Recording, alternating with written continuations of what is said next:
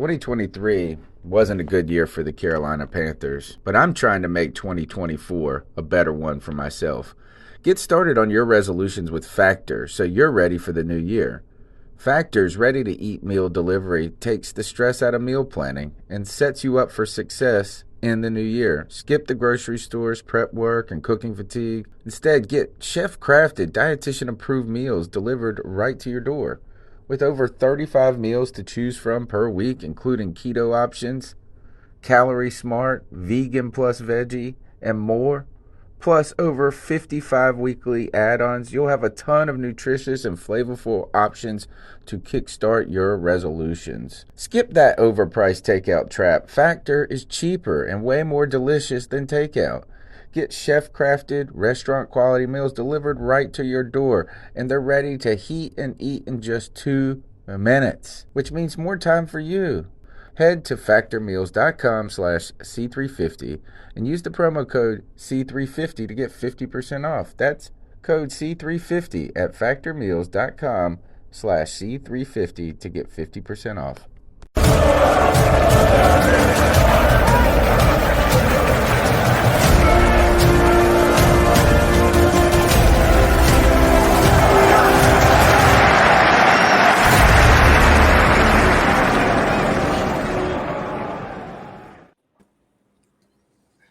Welcome, everybody, to another edition of the C3 Friday Free For All. You already know what it is. My name is Cody Lashney. I am your host, being joined today by my Friday Freak Show.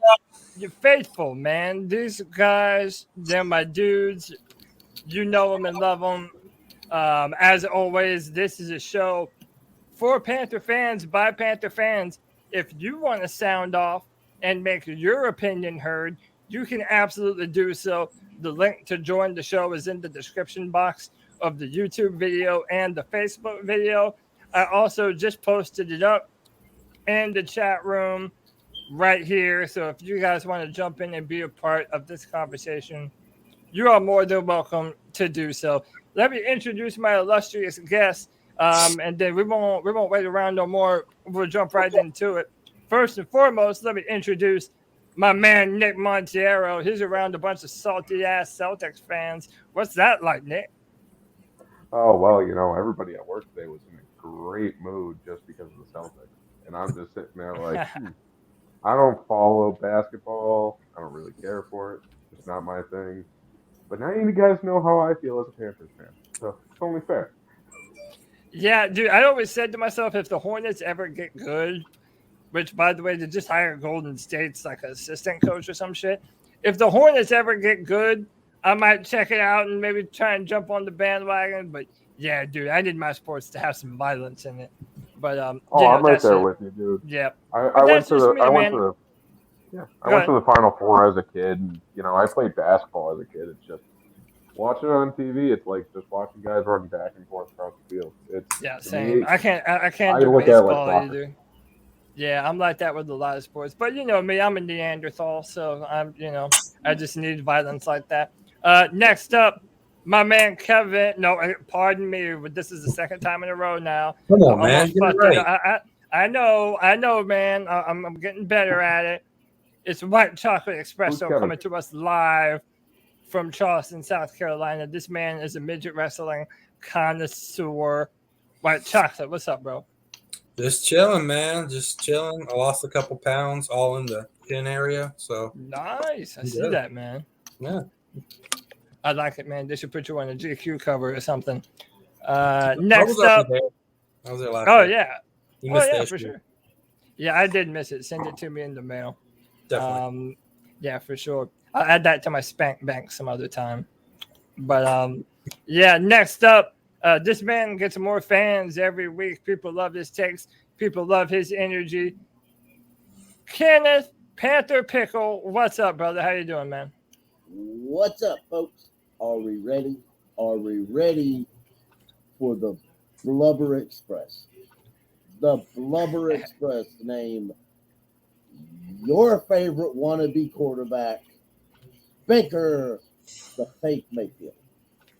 Baker the fake Mayfield. So, by the way, Kevin, you need to change your audio source to get your headphones or whatever. It kind of sounds like you're in a box.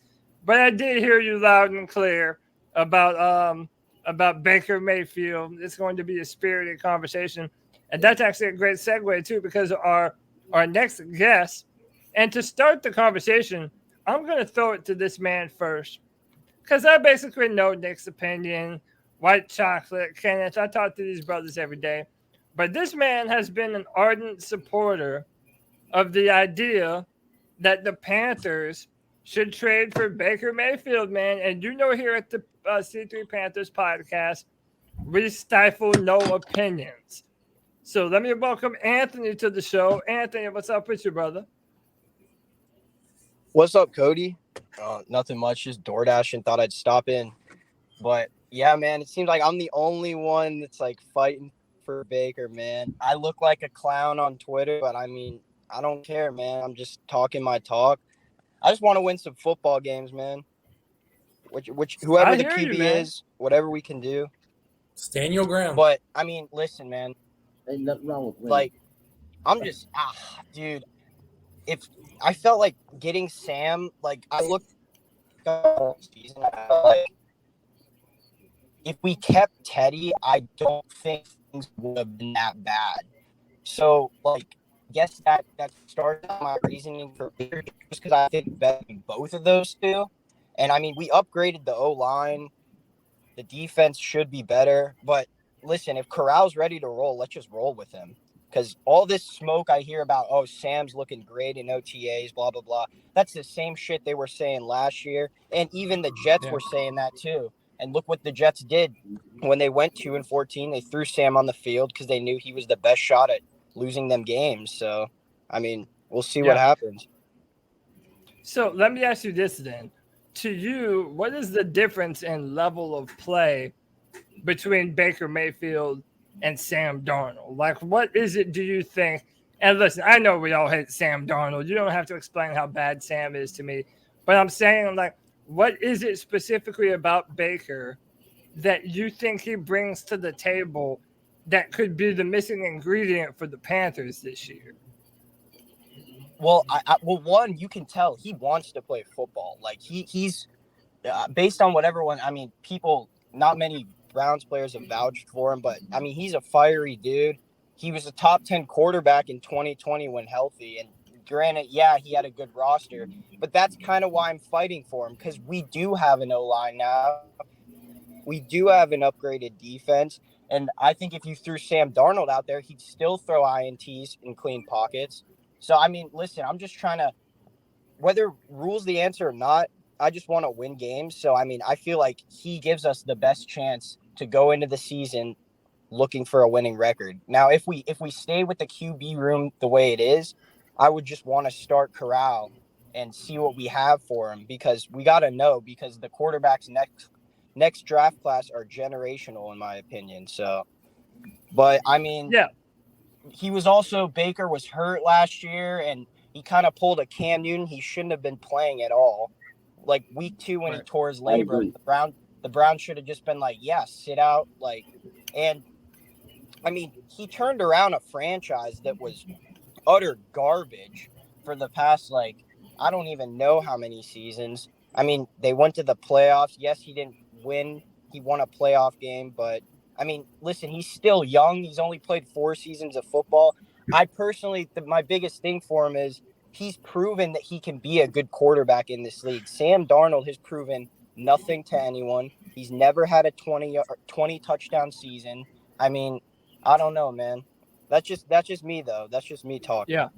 Well, no. So let me ask you one more question, and then I'll open it up to everyone else. And you know, I'm standing on you because like you represent this alternate viewpoint that like most fans on this podcast really don't have.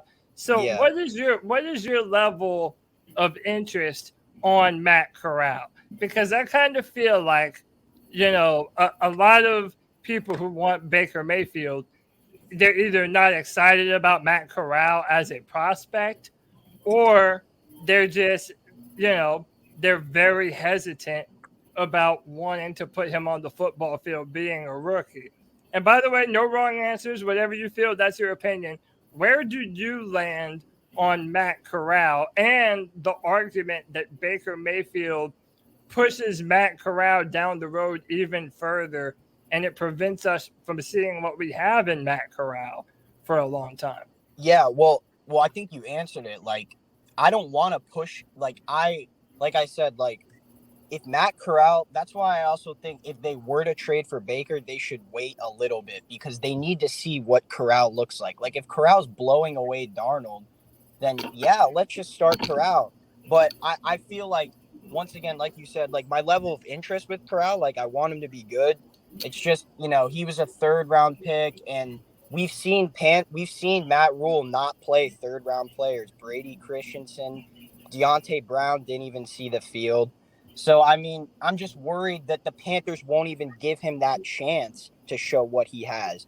And my last thing is, this is just my opinion, but I know for a damn fact that Matt Rule is the one that's pushing this Baker Mayfield thing because he's the one on the hot seat. He's the one dangling from a rope. And there is no way David Tepper is going to have this man return if we have another 5-win season. There is no way. So I think that's what it comes down to. I feel like Matt Rule's just trying to show David Tepper that we can win now. And I just don't think he believes in he doesn't want to throw a rookie on the field to have those bumps in the road and that. Like, he wants to win. Do I sound okay now? Yeah, you sound good. By the way, I meant to put that in the private chat. I didn't mean to air you out. You're good. You're good. You're good. But fantastic points, Anthony. And I do think you hit the nail on the head. Like, you and I are 100% in agreement in that. I feel like this whole, I forget who, someone put it out that Matt Rule was willing to start with Sam Darnold and Matt Corral. I don't believe that shit for a second, dude. Not even a second. I think this is 100% a Matt Rule move. I think this is something that he wants. Real quick, before we continue the conversation, let me add my man SC Based to the conversation. SC, what's going on, brother? Hey, what's going on, people? What's going on? Happy Friday. Happy Friday, man. Happy Friday. Hey, man, jump in on this Baker Mayfield conversation, man. I know we've talked about it before. I'll open it up to everybody. I'll pitch it to SC Base, but then everybody can respond after him. What do you think about Baker Mayfield at this point? And who do you think is truly the ringleader behind all the reports that Baker Mayfield and, might still be a possibility for Carolina? We'll go to SC first. I mean, honestly, Baker could be a solid quarterback. I mean, when he was healthy, he took the Browns to the playoffs. I mean, he's no Joe Burrow. He's no Patrick Mahomes. He's no Justin Herbert. But I think he's a solid quarterback given a great team, a decent team. Honestly, I would like him, but I think at this point, I mean, what's the holdup? I mean, we're going into training camp about a month and a half. So it's about time if you're gonna get him in here, Yeah, man. I mean, honestly, I think it's David Tepper, really. I mean, he's quarterback hungry. He was part ownership of a franchise, ahead of franchise quarterback for 15 seasons. So he knows that you need that stalwart, to have any kind of success in the NFL, and he's being hungry. But that's the nature of the game. I mean, you don't always come across franchise quarterbacks. I mean, honestly, if it was Matt Rule as a head coach, he's probably just trying to roll with what he has.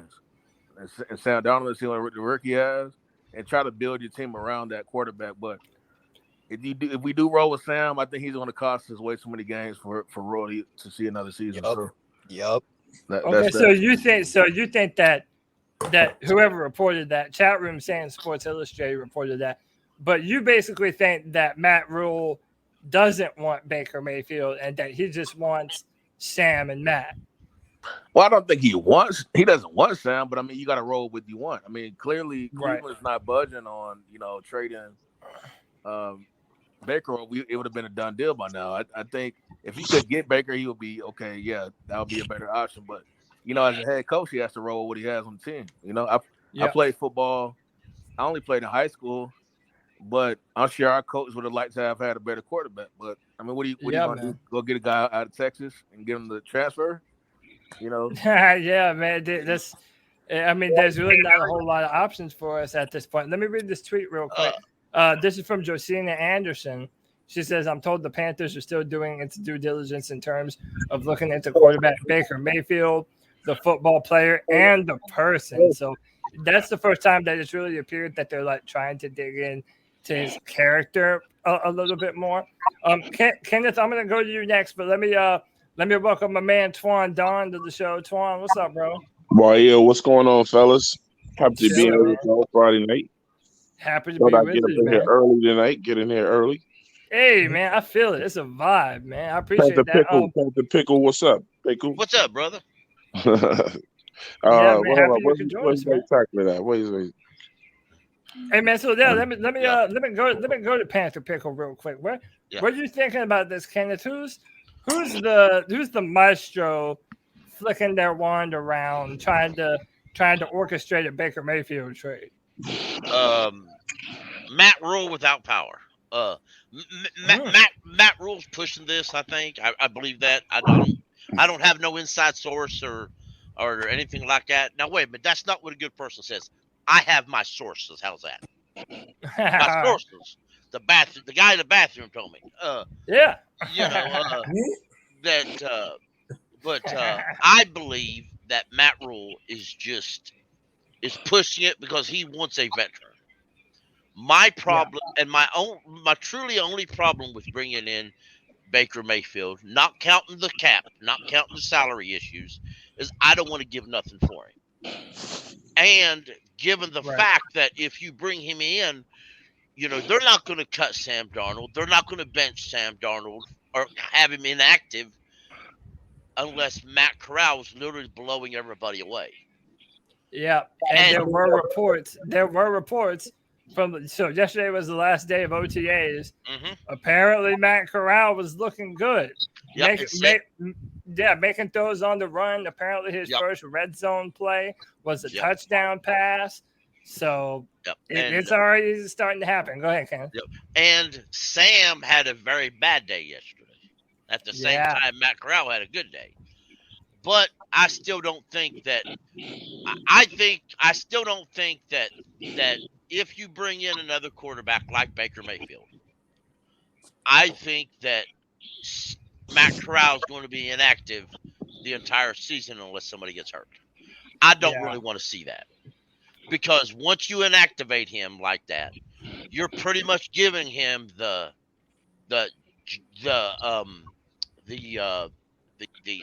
Will Grill treatment right there. You just are. Yeah. And that's just, to me, that's just wrong all the way around. Now, Matt Corral, they said it in the pressers, because folks, I don't really do a lot of reading this time of year, Sports Illustrated and other sites. I actually go to YouTube or the site and I actually watch the pressers myself. Okay. Yeah. I hear the people say it. I hear what Matt Rule says. I do this myself. Now, Matt Corral has to learn in the huddle, which basically means interpreting the plays, getting them to the players that need to know. He also has to learn the line of scrimmage a little bit. Normal things a rookie has to learn. Okay. Yep. I love our veterans, experienced, older veterans. A lot of them are retired that are coming to OTAs and training camps and practices and doing what they can do to help out. I absolutely love that. I wanted to throw that in there, by the way. So. Yeah, no, that's great. And you know, like I said, I feel like everybody can have a theory on this and probably be halfway right. Like, I feel like there's so many different power structures in play right now between David Tepper and Matt Rule and Scott Fitterer. It's like you really don't truly know who is and isn't calling the shots, really. So that's been a topic of the conversation.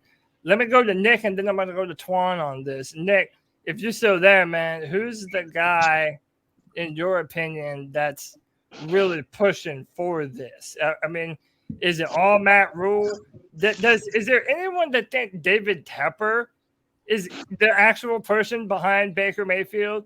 Because maybe, I mean, especially with all the bad press that Tepper has been getting, maybe this is a David Tepper thing more than anyone. Can you hear me now, Cody? Yeah, go ahead. Okay, so you had cut out halfway through what you were saying, but basically, I really don't know who's pushing for this. Okay, because what we saw last season from Baker, yes, he was injured, but he wasn't who he was the season before. And the team that he was on the season before was pretty stacked, if I remember correctly. Okay, so Yes. it's almost one of those deals where we don't know whether or not we have somebody who comes to the table with the skill of like Patrick Mahomes, or if we have another Tannehill. You know, we don't know who we would have in Baker. I can see Matt Rule pushing for it just to save his job, because let's face it, Baker is better than Sam in a lot of ways, but not much better. Okay, but I could also see Tepper pushing it for it because you want somebody that's going to come in and actually play. So I really honestly don't know. But as far as going for Baker, like I know that he's better than Sam, but for me it's the salary cap. You know, next year I forget how many millions we're already over the cap, and I know it's a fictitious number, but we need to get that number down. And adding somebody like Baker, well, yes, it doesn't add anything to next year. Okay, it also doesn't do us any favors for next year either. Yeah. And he's not enough of a difference maker to bring us to the Super Bowl, so I don't want it. Twan, let me ask you a question, bro. You were a fan of Kenny Pickett leading up into the draft. What's the difference between a Baker Mayfield and a Kenny Pickett? Hey, I got you with that one. That's a good ass question, right? Yeah. Right? That's a good ass question, Twan. I got you with that one, bro. Come on, give it to me. The hand size. No, I'm not. Yeah, other than hand size. I think Kenny Pickett is going to be more talented than Baker. I think Kenny Pickett, he comes off to me like a guy that can lead a team, that his teammates are going to love and respect. You know what I'm saying? I knew the way Baker's attitude was in college that he wasn't going to leave it in college, and you know, we got to see him on Hard Knocks in his first year in Cleveland, and you know, I was like, this guy's going to be a problem. When I saw it on that, you know, and then what he did with his coach and all of that, and I'm just like, this is not good. But as far as the Baker situation, I think it's 100%. I got to tell you, I think it's 100% Tepper. The reason why I say that is because Tepper would have already shut it down if he wasn't interested in Baker. I think he would have already shut that down. He already let him know I'm not spending money on that. And the fact that they're not wanting to take the money on with Cleveland and waiting out so long, that says David Tepper written all over it. It's money. It's financial at this point. And I think Tepper has his hands in it. Tepper saying, look, I want to roll with him if we can get him for what we want to get him for. But if Tepper didn't want him, then we wouldn't be discussing him. I wouldn't care if Scott or Rule wanted him. Tepper would have shut it down already. He'd have been like, you're not going out there. Yeah, that makes sense. If he, you know, he wanted Deshaun Watson, and we all know he wanted vocalized. Yeah. So that really is a good point. I think all this Baker stuff would be shut down if Tepper didn't want him. Yeah. Hey, man, let me welcome my man, Alex, all for Panthers to the show. Alex, what's up, brother? How you doing, man? Hey, what up? What's up, fellas? Happy Friday. Happy Friday, man. Chilling. Happy you could join us, man. Let me get you in on this. Tell me what you think about Baker Mayfield at this point in time. You know, do you think that this is Matt Rule trying to make this happen? Is it Fitterer? I've heard people say Rule. I've heard people say Fitterer. I haven't heard it, or not Fitterer, rather. I've heard Tepper a little. I've heard Rule. I haven't heard anyone say Scott Fitterer yet. Alex, what say you, man? No, I don't think it's Fitterer, because I think Fitterer's kind of doing what he's like.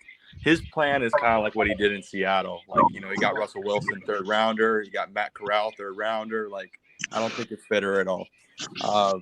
It's definitely a mix of Rule and Tepper just because, one, as you can see from like all the rumors and stuff, sense of urgency, like is what they keep saying. Sense of urgency. They want to bring in Baker Mayfield because obviously training camp's coming around the corner. He's got to learn the playbook. He's got to get over here and learn the playbook, learn his teammates. Like that's definitely like a rule. That's definitely more of a rule thing, if you were to ask me. That in my opinion. But yeah, I feel like it's a lot of moving parts, though. It's real tricky to make this move because, one, like I agree with Panther Pickle, like you can't really, you don't want to give up stuff. This is this is a player that Cleveland doesn't even want.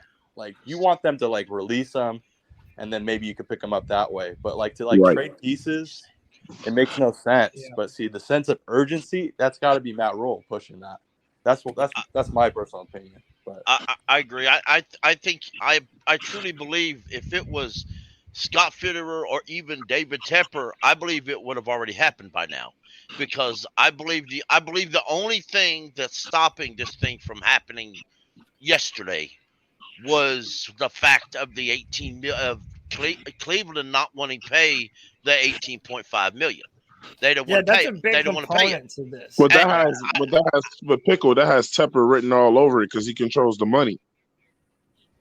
Well, so does Scott Fitterer. I don't think Scott Fitterer wants him at all. I think Scott Fitterer has always said he wanted to draft a quarterback. I agree. Scott ain't going to tell Tepper no at this point. No, that's what I'm saying, though. In my opinion, if Tepper wanted it, it would be easier for Tepper to just go out and get it and be done with it. Nah, I actually agree with Tepper now. He's like, I'm not going to pay for something that they don't want. Yeah. Well, I just think that now I think what could happen, I think, is maybe Rules pushing it in Tepper's lap. I agree. Because Fitterer won't do it. Fitterer's like, well, if he's available, we get it. If the deal's right, we'll get him. But we're not paying 15 million. We're not paying 18 million. We're not paying 10 million. We're not paying 12 million. We'll pay 5 million, and maybe we'll slide him a 6th round pick in there. But several Cleveland fans, and I don't know this, several Cleveland fans are telling me that Cleveland wants a 3rd round pick for him. Yeah. So that's definitely not getting that. No, I haven't. No. Hold on. Let me. We don't have a 3rd round pick anyway.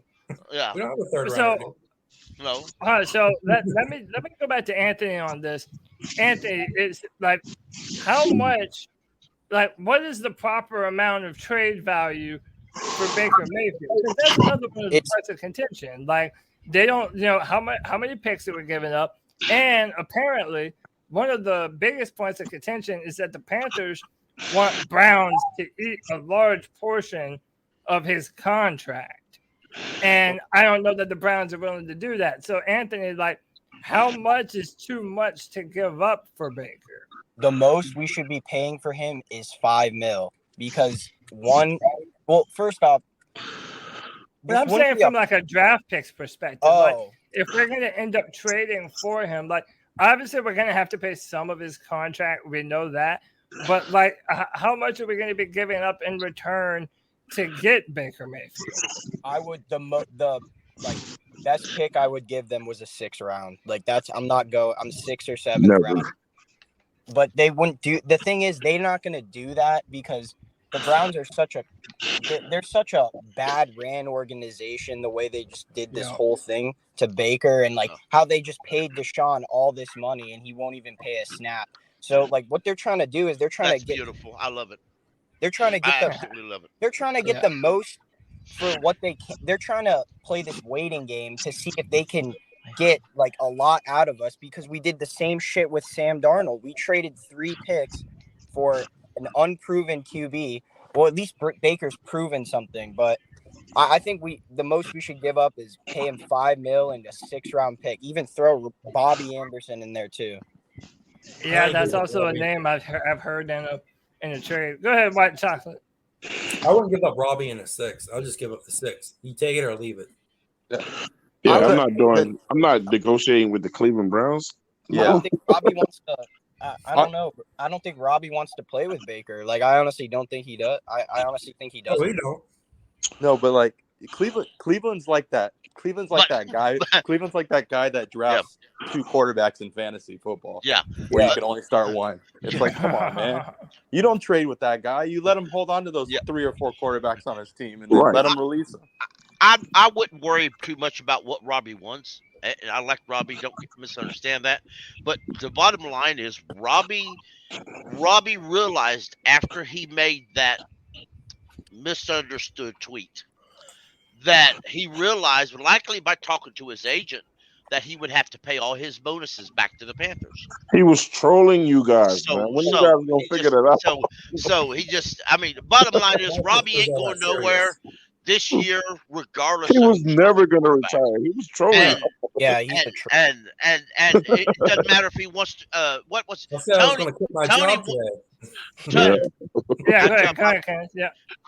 Tony on Tuesday, and he's made statements on Twitter that he believes that Robbie Anderson wants to be traded. Yeah, what y'all think about that? I don't.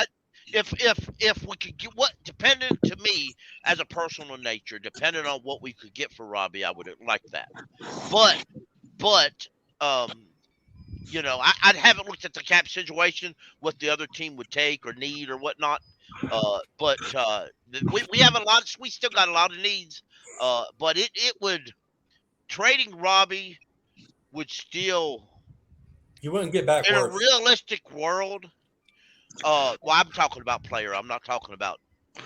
I don't think you get enough pick to make it happen. But because I think it would make our wide receiver room a little bit thin on experience.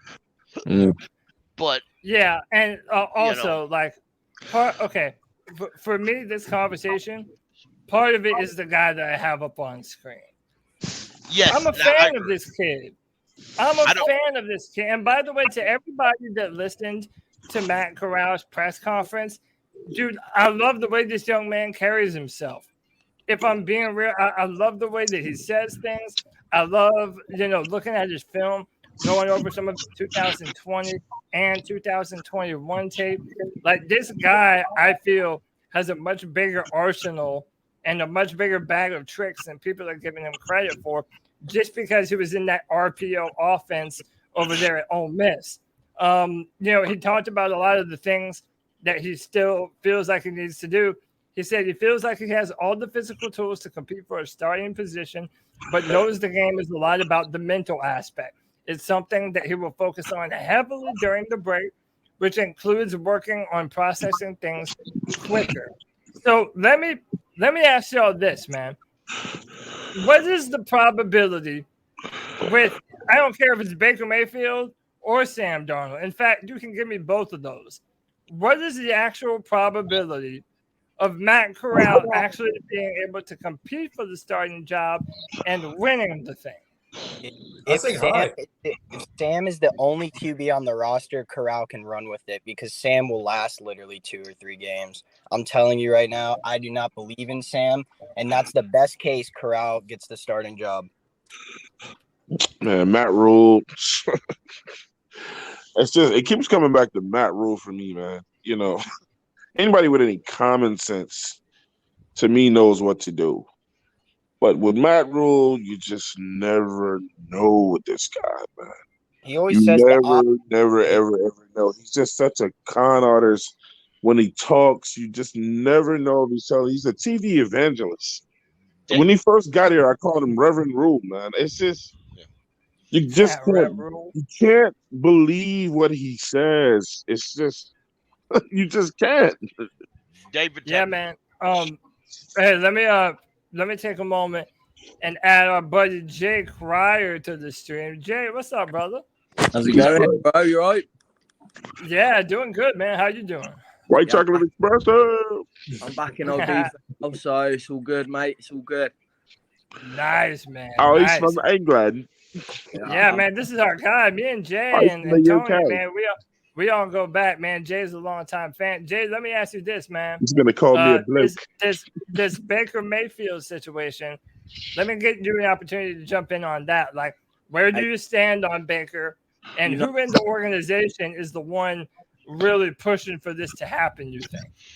Well, probably Matt Rule, to be honest, because he needs to win this year. But I like Baker. Like I've said it all along. I think he's better than people give him credit for. His last year before he got injured was better than we've seen since 2015. So I like his attitude. I like that he's fiery, and I like Matt Corral. But I think you don't want to rush him in. I watched his press conference earlier. He's talking a lot about the mental side of it, and how he's adapting to that. I don't think he's coming in as a day one quarterback, so there's no point rushing him. I can't handle any more Sam, so Baker's the man for me. And if we can get a swap, a few extra again, then I'll be happy with that. Because as far as I'm concerned, they're gonna have to do something. So Sam that will come in, play the first however many games he needs to, and just fade into the background. Whereas Baker's not going to do that. So if I was them, I'd get rid of him as quick as possible. And I think he's a good fit for us. He's got a bit of attitude, a bit of swag, something that we've missed since Cam left. So yeah, I'm excited. All right. Hey man, that's honest. Like you and Anthony kind of feel the same. Like again, I differ on this. Because it's like, to me, Baker Mayfield was on a really good football team, and I feel like he had a lot of issues. And I don't necessarily know that the Panthers trading for a quarterback with a lot of issues is a good look right now. I mean, I feel like just think of it this way. What did the Panthers do when they brought Cam in? They got rid of Steve Smith, yeah, because quarterback's got to be your biggest personality. I watched the video yesterday of Jarvis and Odell. Like, Baker throws a touchdown, he has to go and put his arms around him and say, "Sorry, guys, you'll get yours." That I just think they were just against him because they weren't getting what they wanted. And I just think it must be hard for him if he's got two big personalities working against him. Whereas in Carolina, we don't really have that, do we? So I think he could come in, he could be top dog. And I honestly think he's a good player. Like, he came into the worst team that we've seen in a long time. He slowly built up. Yeah, he had a bad year last year, but he was injured. Look at what happened to Cam as soon as he got injured. Just dipped off. But Baker's young enough to recover. And I just think somebody like him with a point to prove is a dangerous man. And I'd rather he was, 1 year. What have we got to lose? If he's rubbish, well, let him go. If he's brilliant, happy days. Yeah, let me bring this conversation back to Matt Corral. I mean, is there? Hey, Cody, can I just say one more thing about? Yeah. Go ahead, Tom. About Baker Mayfield. Yeah, man, do it. I just feel like we're wasting a bunch of energy on this guy. Like, when we start talking about trading stuff, that's getting ridiculous. The guy's not gonna be. He's just he's a spare tire. He's not in our future. We're not going to keep him. So why would we start trading stuff for this guy? Antoine, what I He's said on our only going to Tuesday be show, here next year if he comes. Are we extending him? and Antoine, what I said on our Tuesday show, not only does it muddy the waters as far as like who actually isn't going to be the starter, but in all the 3 years that Matt Rule has been here, we would have traded for a quarterback that nobody truly believes is a franchise quarterback. We went from Teddy Bridgewater, we dumped him after a year. Sam Darnold, and then we dumped him after a year. Like, I'm sorry if I'm not necessarily inclined to believe that Baker Mayfield is going to be different than that, man. Like, I mean, for being the number one pick in the draft, I don't think he compares to a Joe Burrow. I don't think he compares to a Justin Herbert. I don't think he compares to. He ain't even a Gardner Minshew. So I mean, bro, I mean, like, people got mad at me online, but I compare Baker Mayfield. I compared him to Case Keenum. Hell, Case Keenum and the Minnesota Vikings, they went 13-3 and made it to the playoffs one year. So it's like it just seems like the same thing over and over to me, man. Well, Cody, we on the same page, Cody. Well, let me go to Nick real quick. Then we'll pass it around to Alex. Go ahead, Nick. On top of that, man, who else is really going out there trying to get Baker? Okay, no one. No one else. Exactly. So why are we trying to give up anything for him? Let him get cut, or run with Sam. Hey Nick, let me ask you another question, Nick. Who was interested in Sam Darnold other than us? No one. No one. Who was interested in Teddy Bridgewater other than us? I'm sure there was somebody else because I'd rather have Teddy over Sam. Yeah, how about this? Nobody was we interested signed as much Teddy as in you free were. agency. No. Yeah, but I do have one question traded for stuff everybody. for Sam Darnold.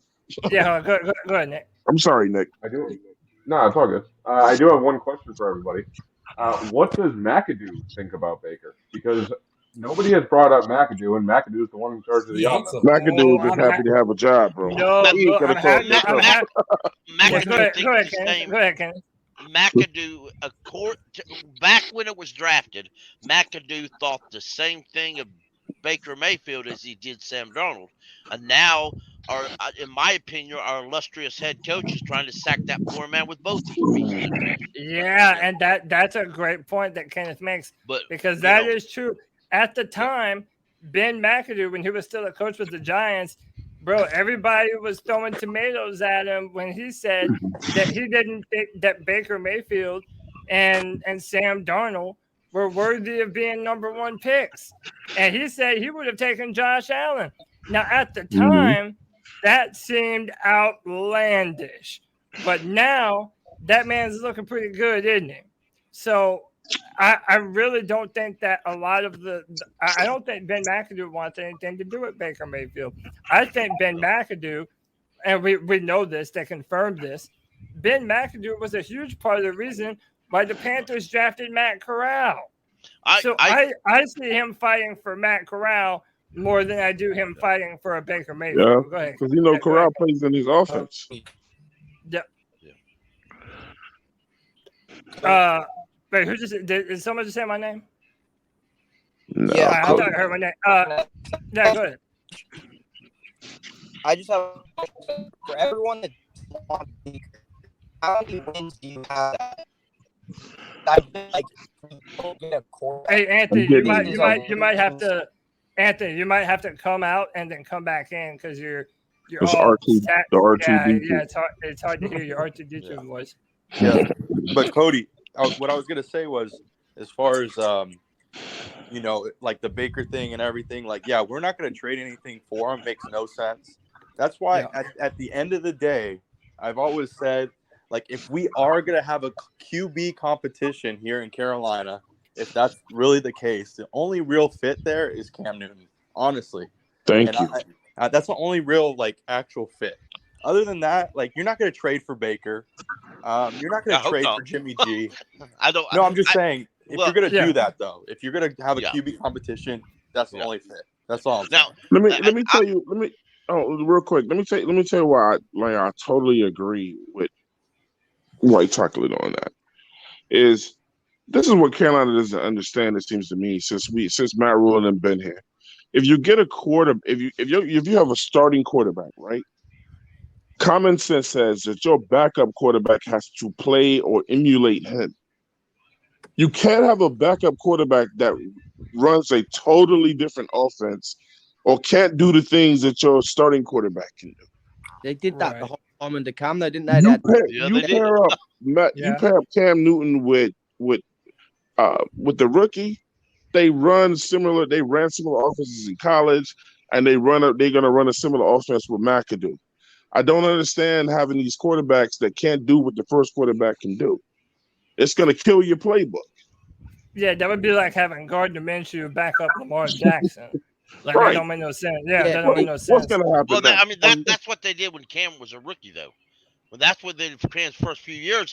They had Derek Anderson, the statue Derek Anderson, back in him. Yeah, that's a good point. They also had What was the guy that did special teams and he occasionally could do wide receiver? Joe Webb. Joe Webb. Webb was more like Cam than Anderson. I always thought one of the lamest things they ever did. The Raiders had a guy named Terrell Pryor, who for the Raiders looked good. I always thought they could have got him to be a backup. I just thought that it would be something, a running guy. Joe Webb would have been a good, decent backup besides. No disrespect to Derek Anderson. I always thought that was dumb. Terrell Pryor, he was a quarterback at Ohio State. So yeah, exactly. I get that. I get that. You know the guy for the Browns, not Jacoby Brissett, Josh Dobbs. Yes. I really wanted the Panthers to draft him. Yes. The year that he came out. Yeah. I thought that he would have been a perfect backup. I think he's underrated. I don't think he's some of the guy at Tennessee. Yeah. I don't think he's getting a literal rocket scientist. I don't think he's getting a fair treatment by the NFL. You know, the Steelers traded him to the Jaguars the day, and then McAdoo happened to be quarterbacks coach there too, and they ended up letting no, they traded him. Steelers traded him to Jacksonville middle of the year after the quarterback went down, but they went ahead and let Gardner Minshew finish the year out. Then they ended up releasing him, and he went back to the Steelers, and then he signs with the Browns. So I think he could be a good quarterback if somebody gave him an opportunity. But. So let me ask y'all this.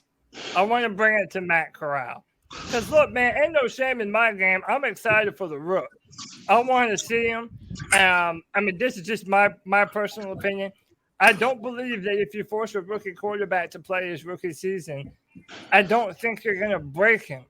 And by the way, even if he has a dog shit year and it's just terrible, I think that if your rookie season breaks you, I don't think you're meant to make it in the NFL. And that's just being honest. Like, I look at all the quarterbacks, and granted, they were first-round quarterbacks. I understand that. But, like, Trevor Lawrence, Zach Wilson, Justin Fields, Mac Jones. They're all rookies, and they had to start. And most of them played on horrible teams. And, but you can make the case that the Panthers have a much better foundation for Matt Corral than any of those teams had for their quarterbacks. And then that's when you bring up Mac Jones, Cody. Exactly. Yeah. Mac Jones was probably the worst of all those quarterbacks, but when you put him with a team with talent, you saw what he did. Right. Look at Texas. And by the way, look at Russell Wilson and Dak Prescott a couple of years ago. I mean, he was a later round pick, Cody, and for whatever reason, he ended up having to play his first season, and he was able to do well. Go ahead, Jay. I got to jump, bro, but yeah, me and you obviously we was disagreeing about this in a week. I think if you get a quarterback that's got the mental side of it, then you can throw him in at the start. But I don't think Matt Corral has. He scored low on his tests. He seems to be more of a naturally gifted kind of person than we don't care about Wonderlic tests. So, hey, he's allowed. I hear you. Go ahead, Jay. But I just think he's one of those people that potentially probably benefit from a year off. But I'm not saying one size fits all. I think it's a case by case, and I think he's the kind of person that needs a year. But that doesn't mean I don't believe that another team could draft someone and throw them right in and they won't do well. And I don't think he's got a bad team around him this year. I just think that if you look at the bigger picture, take a year off and even if you have to go with Sam for a year, look at the big picture, and hopefully we've got a guy there for the next 10, 15 years. So, but I've got to go, boys, anyway. Peace, everyone. Jay, I appreciate you, man. Enjoy Ibiza, man. Later, cheers, bro. See you later. Yeah, later, man. Peace and love. Yeah, appreciate Jay for coming on. White Chocolate, what's up? Whoever just said my name. White Chocolate Express. All right, that's Anthony. What's up, Anthony? I just wanted to go back to what you said about Russell Wilson and Dak. Well, so Russell was so good that he beat out Matt Flynn, but he was also in a really good situation. Like, he had the Legion of Boom, he had some decent receivers, and Dak Prescott was he only started because Tony Romo got injured, so they weren't even planning on him being the starter that year. So, like, when you go back to like I don't mind throwing Corral in there. It's just I'm assuming all of you guys want to win. Like, we want to have a winning season. So I just feel like if we roll with the roster we have now, they're telling us fans that we're gonna lose this season. Just because I feel like the longer we keep Sam in there, the more games he's gonna lose us. See, to me, lose either way. So hold on. Let me kind of add to Anthony real quick. So basically, you're saying that Baker Mayfield, it's almost just as much optics because you don't have any proven quarterback on the roster. Yeah, now, Matt Corral might be great, but we have no tangible evidence of that. Yeah, and Baker, what I'm trying to say is Baker has proven to be good with a good team. Like, once you guys want to, make a playoff run with like Baker playing with CMC, DJ Moore, and Baker has an arm. So, I mean, I just feel like he would be able to actually open up the over the top offense. I feel like we could just make a run, but I mean, that's just me. Like, if we get him and he sucks, I mean, worst case, Matt Rule's fired and we get a top pick next year. So, I mean, if I may throw something out, I don't think, in my opinion, I don't call Jason. I don't call Baker. All day I keep wanting to call him Jason Baker. Lord, I don't know why. Oh, after this, I have to tell y'all a story. But anyway, if Baker was just setting a free agency, it would be a no-brainer to me. Okay, but my sticker point is what we given up for him. Because if you compare Baker to Sam, however you want to look at it, Baker's a little better than Sam. Maybe not a lot better, but a little better. Right. But is Baker good enough to put more money and more picks into? I don't think so. If Cleveland was more of a realistic organization that you could deal with, it would be a little bit easier to deal with. But Cleveland's not. Cleveland's setting up there thinking they have all the cards. They have an elite stud quarterback on their hands that they're trying to give away to somebody, and they want all they can get. You got to pay at least most of that $18 million. And Sam's not making $2 million this year. Sam's making $18.5 million. You add $18.5 million plus $18.5 million. Are you going to give that what you want to give for two quarterbacks? And by the way, Kenneth, two quarterbacks who are only on a 1-year deal. Exactly. So how many people? And that's another thing. If Baker comes here, I think there's a good chance that they just sign him to an extent. Are you really going to pay that much for another lease on a 1-year quarterback? Well, I don't think they would do it. I think if they traded for him, it would be with the idea of him being our franchise quarterback. But if you're Baker Mayfield, why would you sign that extension though? Yeah, well, Baker Mayfield. If you come in and you know for a fact that you're better than any other quarterback on Carolina's roster, and you come in and you put up the numbers and you do what people say, with all due respect, you take us to the playoffs, then you're going for payday city. Because somebody out there somewhere is going to say, okay, it wasn't Baker Mayfield, it was Cleveland Browns. That could be an elite quarterback. We got to give that guy some money. Somebody's going to go out and want to sign him in free agency if he escapes the free agency. If anything less, Baker's going to sit there and say, you want me, pay me the money, or can't franchise me. And by the way, that kind of seems in line with his personality. Yes, it does. Yeah. So Anthony wanted to say something too. Let me get him in on this. Go ahead, Anthony. Yeah, no, what Kenneth was saying, I like the points he was making because he's right. If we ever picked up Sam's 5th-year option, we'd be in such a different situation this year where we could just roll with Corral or do whatever we had to do. But the thing about, I was listening to Baker. Please don't remind me. Baker went on a podcast about a month ago, and he was telling his friends that were talking to him. He was saying I have a chip on my shoulder. I want to go to a team and prove it. And if I don't get re-signed there, I'm just looking for another contract. So I think he has more to prove than anyone in the league this year, just because of all the shit he's been through. And when Deshaun Watson has more to prove, but that's just on the court. Well, Deshaun Watson probably won't see the field. Yeah, that's a whole nother bag of worms. But before, so I'm about to add one of our next guests. But before I do, I'm talking to my mom earlier today, and she's asking me what the show is going to be about this afternoon. And it's just like, are y'all going to be talking about Buster Mayfield again? Yeah, she got it right. Bro, I'm about to die, yo. She called him Buster Mayfield.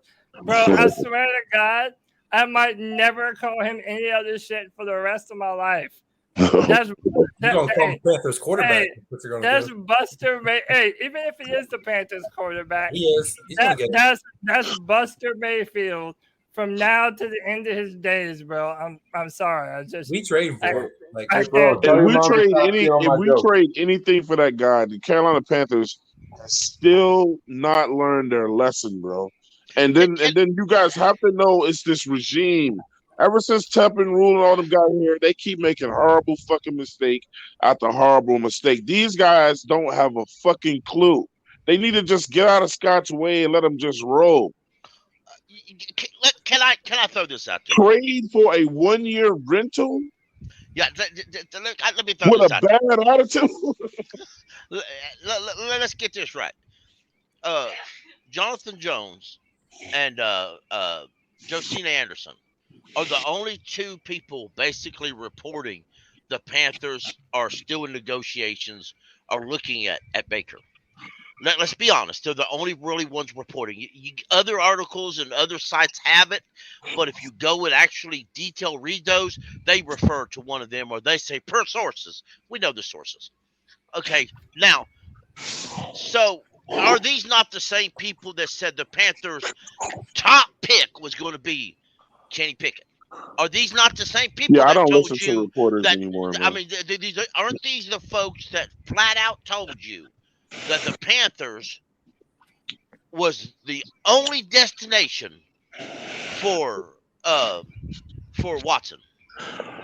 Well, Kenny, I mean, reporters. Kenny, reporters. Their job is to get you hyped up. Of what they say. And agents get paid a lot of money to hype their own players up. Yeah. And right now, it's easy for an agent to call another agent, say, leak something for me, and it happens. That's and how it right works. now, there's a lot of gullible reporters out there who are just itching to leak something. Hey, so real quick, hold on, real quick, before we go any further, let me add this man to the stream. You know it ain't a real party until this man shows up. G baby, what it is, bro? Hey man, what's Gucci with you motherfuckers, man? You know who's in this bitch. Yeah, what's good, boys? We chilling, bro. Hey man.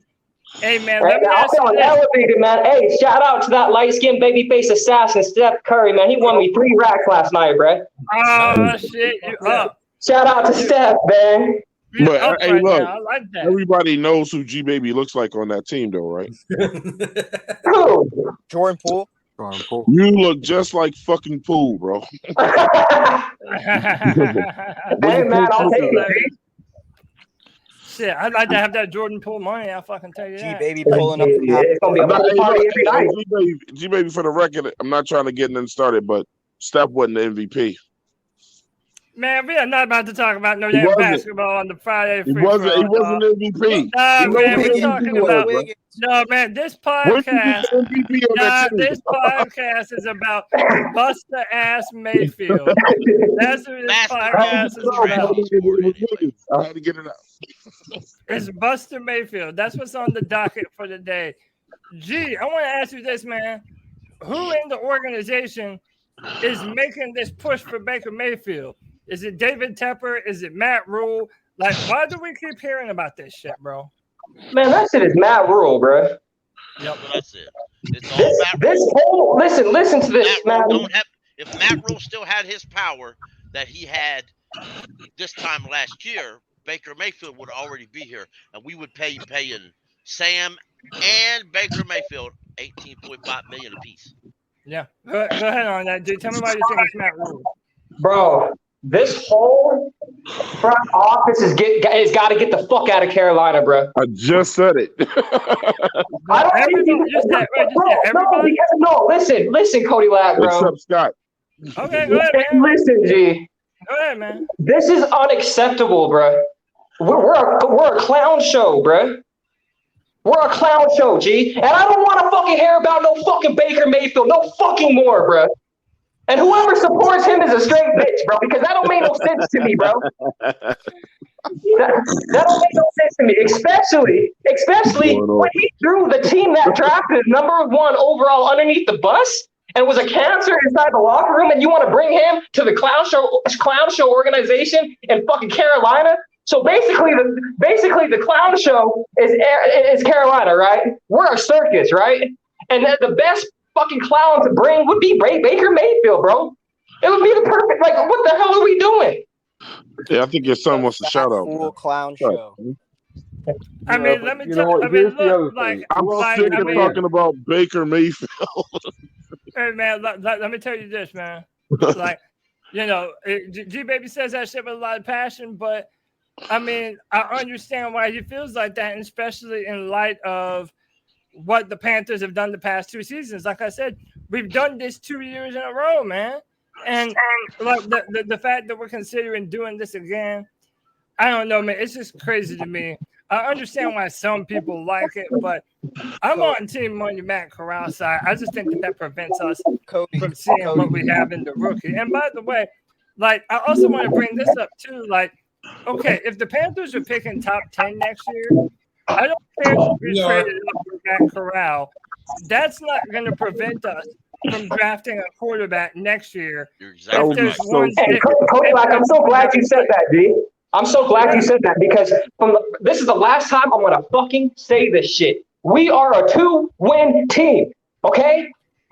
We're a 2-win team. I'm sick of the positivity, man. No, let's be real, bro. Yeah, I'm sick of the positivity. G Baby's right though. Like, we have the worst quarterback room in the league. It's just you unproven.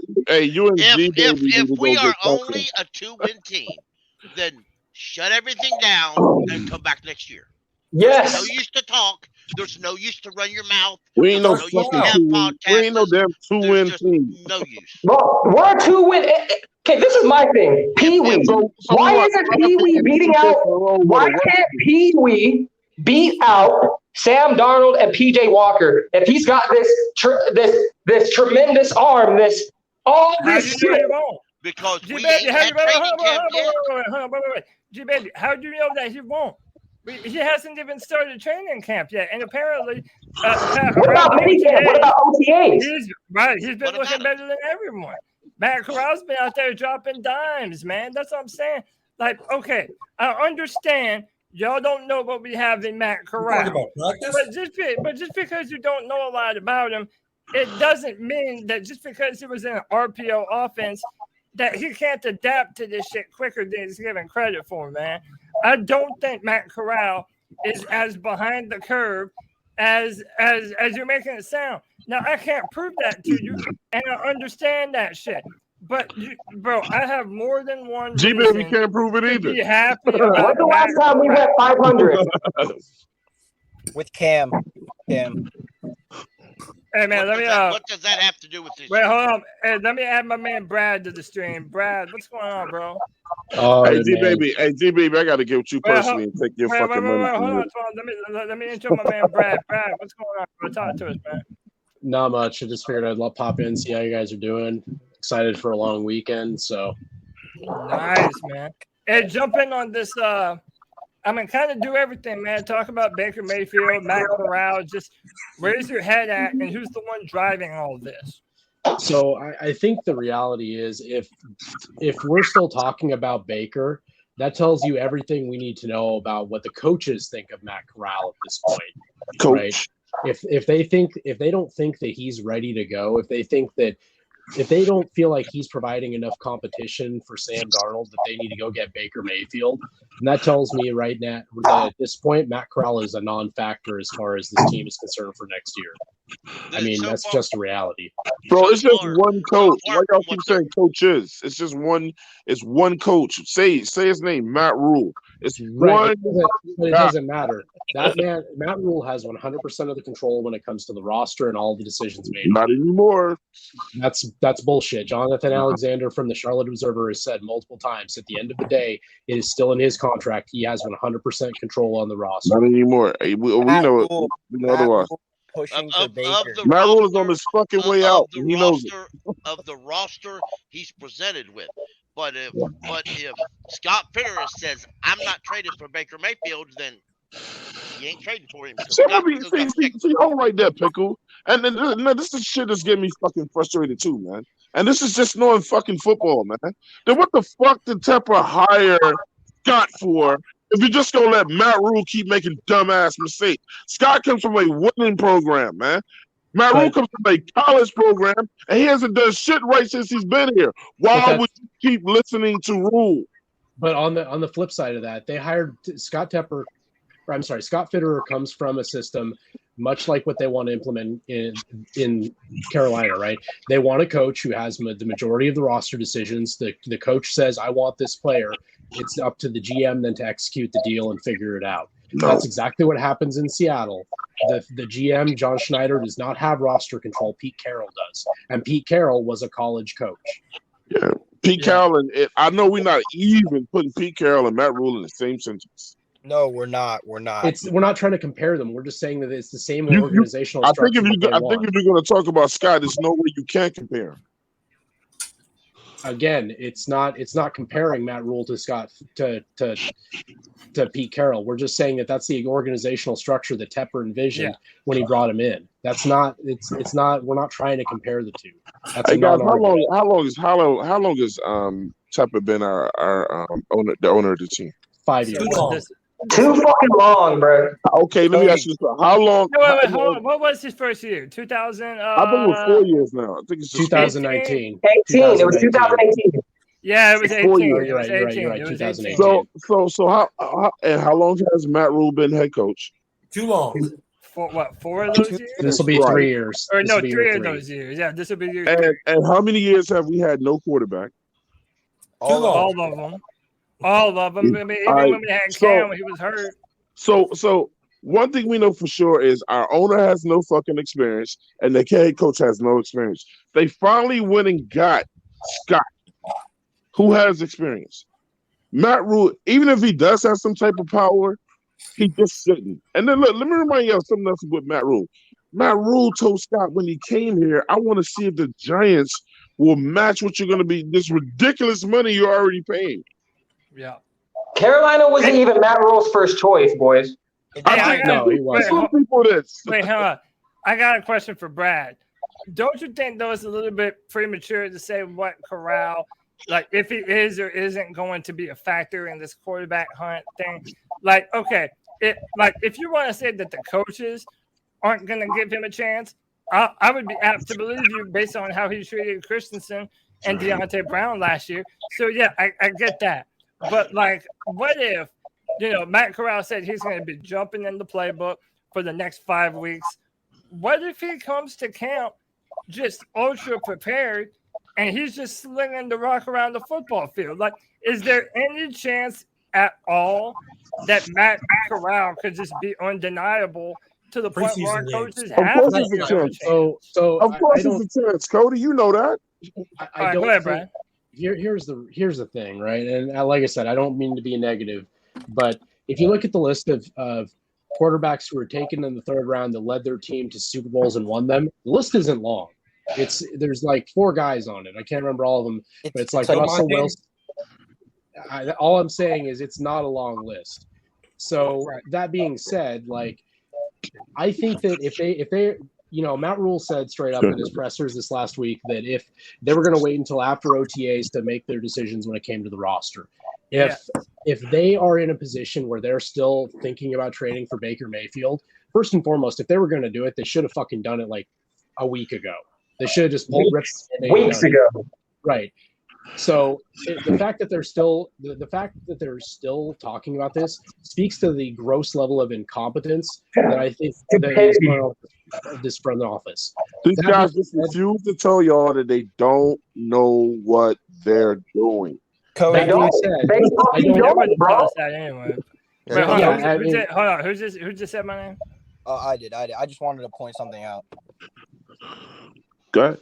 Yeah, go ahead. No, dude. The reason we're in this predicament is because Tepper didn't fire Matt Rule last year. Matt Rule's doing this bullshit to save his job. That's That's the whole reason why they're still talking to Baker Mayfield. Like, if Matt Rule was fired and we had a different coach with a different plan installated, then we would know, like, what's going on with the quarterback room, this and that. Right. So I still think Matt Rule's the one that's pulling these strings. Right. And Matt Rule didn't do shit at Baylor, man. If you go watch Baylor right now, they're playing better than ever, man. They're actually playing better than what they were when That's Matt why I Rule was hate coaching, when bro. people keep saying what he did for Baylor. I'm like, it's in Texas, bro. It was one season. And Yeah. Cody, to answer your question, Yeah, though, go ahead, Alex. yeah, to answer your question, of course, Corral has a chance to start, especially if we have the 2 quarterbacks on our team now. So, I mean, of course. I mean, I think that as long as we have 2 quarterbacks on this team, then that's probably the case. I think but like I said, if they're thinking of bringing in Baker Mayfield, that's because that leads me to believe that the people in the front office, the people on that coaching staff, don't believe that Corral can push Sam Darnold enough to either get him to rise to the next level or beat him outright for the job. I disagree with that. Hey, real quick, man. Real quick. Anthony's got to leave. Anthony, I appreciate you jumping on, brother. I know it was kind of quick notice. I had to get some Baker Mayfield fans in the chat, or else it would be a one-sided fucking conversation, bro. So I definitely appreciate you jumping on here, man. Yeah, no, I just want to say, like, boys, I wouldn't be pulling for Baker Mayfield, but we're such a shit show at this point, man. I'm just trying to win some football games. Like, I hear you, brother. Yeah, nothing wrong with that. Team 3 forever, baby. All right, I'll see y'all. I love that. Peace and love, Anthony. Safe driving, brother. We're gonna win 9 games. We're not gonna win 9 games. With who? It won't even be close. We're not gonna win 9 games. I already told you. How many games? 2 to 4. I got 9 games. I got 7. How can you say that though, D? When we haven't had more than 6 wins with Matt Corral, with Matt Rule. We're saying it because we won 5 games with a worse team. This team is okay. All right. This 7. I got 7 because we didn't have McCaffrey most of the year last year, and we're not going to have him most of the year. And we're not going to have him most of the year this year. I mean, people need to y'all out of make y'all damn mind. Y'all are out of y'all mind. Y'all think McCaffrey's at full speed all year. Y'all just too damn negative. Back. I mean, look, it's a lot of things y'all are overlooking. Wait. I gotta read this first. Nick just sent this to me, and I want us to all kind of react. But I also want to. But I'm gonna let Nick go on it first. But I'm gonna read it, and then we'll get into it. So, and by the way, I don't believe none of this shit just off the jump. So Sam Darnold admitted the transition. Sam Darnold admitted the transition from college to the pros was a huge jump, and the 5th-year quarterback says he has helped Corral work through the process. While acclimating to the pros, Corral has shadowed Darnold's behavior. I'm just picking up on his habits, Corral said. The way he goes about himself and the way he carries himself from the media, on the field, off the field, certain situations, taking stuff from him, whatever it is, and trying to implement it into my game. If I feel like it doesn't fit, then I won't use it. But there are some things I just take away from him. Now, my opinion, real quick. Dude, this is just him being a good rookie fucking teammate. Exactly. Matt Corral knows that Sam Darnold is dumpster juice. There's no man, dude. He's trying to be the best version of himself. Bum juice, Cody. So that way he can fucking win this starting job. I'm gonna let Nick go on this, and then I'm gonna introduce our next guest. Go ahead, Nick. So I got that off of Panther Nation on Facebook. Someone had posted that up. I feel like if that was actually true, more people would be sharing that. So I just want to lead with that. I don't know how true it is. Now, if what that is saying is true, that just goes to show that Matt Corral isn't ready right now. And I really don't want Matt Corral learning from Sam Darnold. It's nice to know the things that you shouldn't do, but that's not. Matt Rule doesn't have enough wherewithal to tell Matt Corral, like, hey, don't do this. And on top of that, would we really be talking about Baker Mayfield if Sam Darnold was as good as the coaches have let him out to believe or let us out? Yeah, that's another thing. If our coaches like him, that's not necessarily an endorsement, at least from Matt Rule's perspective. We trying to get hyped over a 3rd-round quarterback. Yeah, Shut I mean, up. this is ridiculous. Like Hey, I man, said, the hey, list yo. is not long. I'm getting Dude. tired of y'all saying this But third round listen, man. But quarterback. hold on. He But, was. First, wait, hold on. First, let When's me. the last time you got doesn't hyped for a matter. third rounder? No. Hold on, man. Everybody I stop. don't give a Hold fuck on, if you got everybody picked in stop. the Everybody stop. Everybody stop. We're about to have this conversation in full. We're definitely about to have this conversation.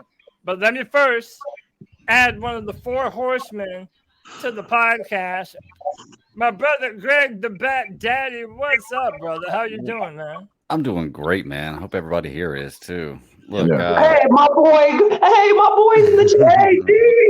Hey, this is the first time I've been on my shoe, dog. Let's go. what's up? So check it out. So normally I'd be doing my show tonight. I'd be getting ready for it, but we actually decided to move it to tomorrow night because we had some missed stuff come up. So I was just kind of bored, and I was like, I'll check out some news, and I typed up Panthers news, and we mentioned this. We mentioned this in the chat the other day, and y'all may have already spoken about it. I'm not sure, but I swear they listened to the C3 Panthers podcast on Tuesday nights because I didn't hear nobody saying nothing about Robbie Anderson being part of this trade for Baker Mayfield. And as soon as I type in the Carolina Panthers, the first thing comes up is Carolina's close to a deal trading Robbie Anderson for Baker Mayfield, fifth round pick. Yep, it's Robbie Anderson and a 5th round pick. And they're going to take the base salary for Robbie Anderson. We take the base salary for Baker Mayfield. Where are you hearing that? Bro, hold on, bro. Hang on. I'm about to lose my motherfucking mind, bro. Let me send it. This is a thing called heavy.com. It just popped up in my Google. I have no idea how. All right, send it to me. And then, let me send it and share. Send it to me. The Robbie trade makes sense, but not the pick. But I didn't hear nothing about that until we mentioned it on the C3 Panthers podcast. And then 2 days later, bam. Robbie Anderson. I'm not finding anything that corroborates that. It's so fucking stupid. All right, no. We're gonna do that. No, let's do that. I don't want to get away from that. First off, let me add CPG to the show. CPG, what's up, brother? What's going on, everybody? Chilling, man. Happy to have you on the show. Hey, listen, I want to do this now, man. So, God, we got to talk about this, man. I said it in the So, all right, Brad and my man White Chocolate, they're like, "Oh, you're being too optimistic about a 3rd round quarterback." Well, okay, look, I get your point, but at the same time, like, why do I have to judge a man based on what another man who came before him couldn't do? Like, why do I have to judge him about next to a bunch of ain't shit motherfuckers that have never made it in the NFL? Like, tell me this, why am I Cody. not allowed to be happy about that skill set? Sam was the 1st round quarterback. Well, let's just take out the fact. I understand that there are people, right? But I'm not talking about people. I'm just talking about historically, statistically, what 3rd round quarterbacks have not like. You got Nick Foles, you've got Russell Wilson. I mean, there's a couple others in there, but there's not many 3rd round quarterbacks that have led their teams to the promised land and won the chip. I mean, that's just the reality. Wasn't Tom Brady a 6th round pick? There's a lot of idiots who do the drafting that shit. Well, I'm not saying that. Like, I'm saying name another team before a preseason, even before training camp, that they're hyped on a 3rd round quarterback. Hey, Cody, Seattle Seahawks 2012. Hey, Cody, Seattle Seahawks 2012. And that's what everybody's hoping that this is. That it's another. If you've watched the experts break his tape down, they say that he could have easily, in any other draft, probably been a 1st round pick. That's great, but he was a 3rd. Nobody gets hyped over a 3rd rounder before training camp. Well, you know what? There's a lot of Tennessee fans overhyped for Malik Willis. There's a lot. Massive amounts hyped over that. The reality is, if Matt Corral was in next year's draft, in the 2023 draft class, he wouldn't even be in the same breath as the top 4 guys. That's just the reality. Let me tell you guys, for the guys that keep saying stuff about 3rd rounds. And this is a quote that somebody hit me with on my show, and I had to go look, and I was just like, damn, it makes sense. 92% of all quarterbacks that's ever played in the NFL don't take their teams to the Super Bowl. Y'all got to get off this round shit. I'm just not hyped on a 3rd round quarterback. Not to mention, in the 1st round, 90% of the time you're not taking your team to a Super Bowl. Hey, not to mention, Jake Delhomme took us to one, and he was undrafted. I mean, I know he ain't doing it all by himself. I'm trying to, guys. It's about fit, and sometimes a little luck and desire and the right coaches. And they got shit to do with where you've been picked most of the time, bro. I'm just saying, name a time where people were hyped on the third round. I'm today with you analytical. Exactly, man. Like, just because it doesn't happen often, like to then say, okay, well, the likelihood of it happening isn't great, so therefore it can't. Like, that's a flawed analysis there, man. Like, and this is what I'm saying. And by the way, I said this earlier too. This is why, even if you're not, so like for Brad and Kevin, like even if y'all don't, if you're not optimistic about Matt Corral, I am. That's all. Okay, but what I'm saying, even if you're not, that even if they go into this year, you should want to see Matt Corral play. Because if the Panthers are picking in the top 10 next year, that Matt Corral is not going to stop them from drafting a quarterback. So it's like, why draft Matt Corral and have him be a wasted pick just to draft another quarterback next year? Like, look at the front office, Cody Lack. We have idiots in the front office, G. That's true. Okay. But G, baby, let me tell y'all something. Do y'all? Well, it's kind of redundant for me to say this because this front office is dumping. What did you after 20? Why in the hell would you go get another quarterback in next year's draft when you gave away your third round pick to get Corral? Because he's a third round pick. I can answer that for you, Twan, because there's levels to this shit, G. And CJ Stroud and Bryce fucking Young are going to be there staring us straight in the fucking face, and that's generational type fucking talent, bro. They have that it factor, bro. Generational talent. Yes, they are, Cody. To the Super Bowl. Bryce Young is not a generational talent. I'm going to be honest with you, though. Neither one of those guys. At Ohio State's pro day, the most impressed I was with any player was Stroud. I mean, honestly, and he wasn't even showing out. He was just throwing his wide receivers footballs. I mean, that's just the reality. That's why he's one of the top guys. But hold on, I told Kenneth I'd go to him next. Kenneth, what's cooking on your mind with this, man? A few years ago, the Panthers drafted this quarterback in the third round. Will Greer. Let me talk. I thought it was a pretty decent pick. Okay, I wasn't hyped about it. I wasn't overly going about it.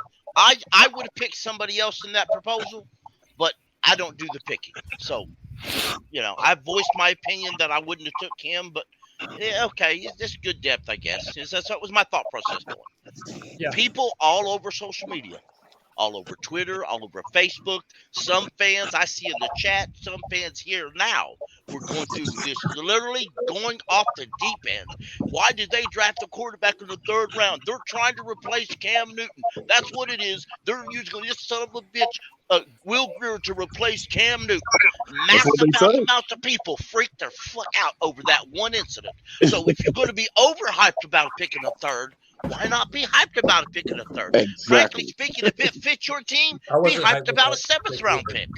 I think Corral's got a ton more upside than Greer ever had. It's about fit. It's about upside. It's about fit. It's about. Name another team that's gotten hyped over Have you seen McAdoo's track record with quarterbacks recently? That's great.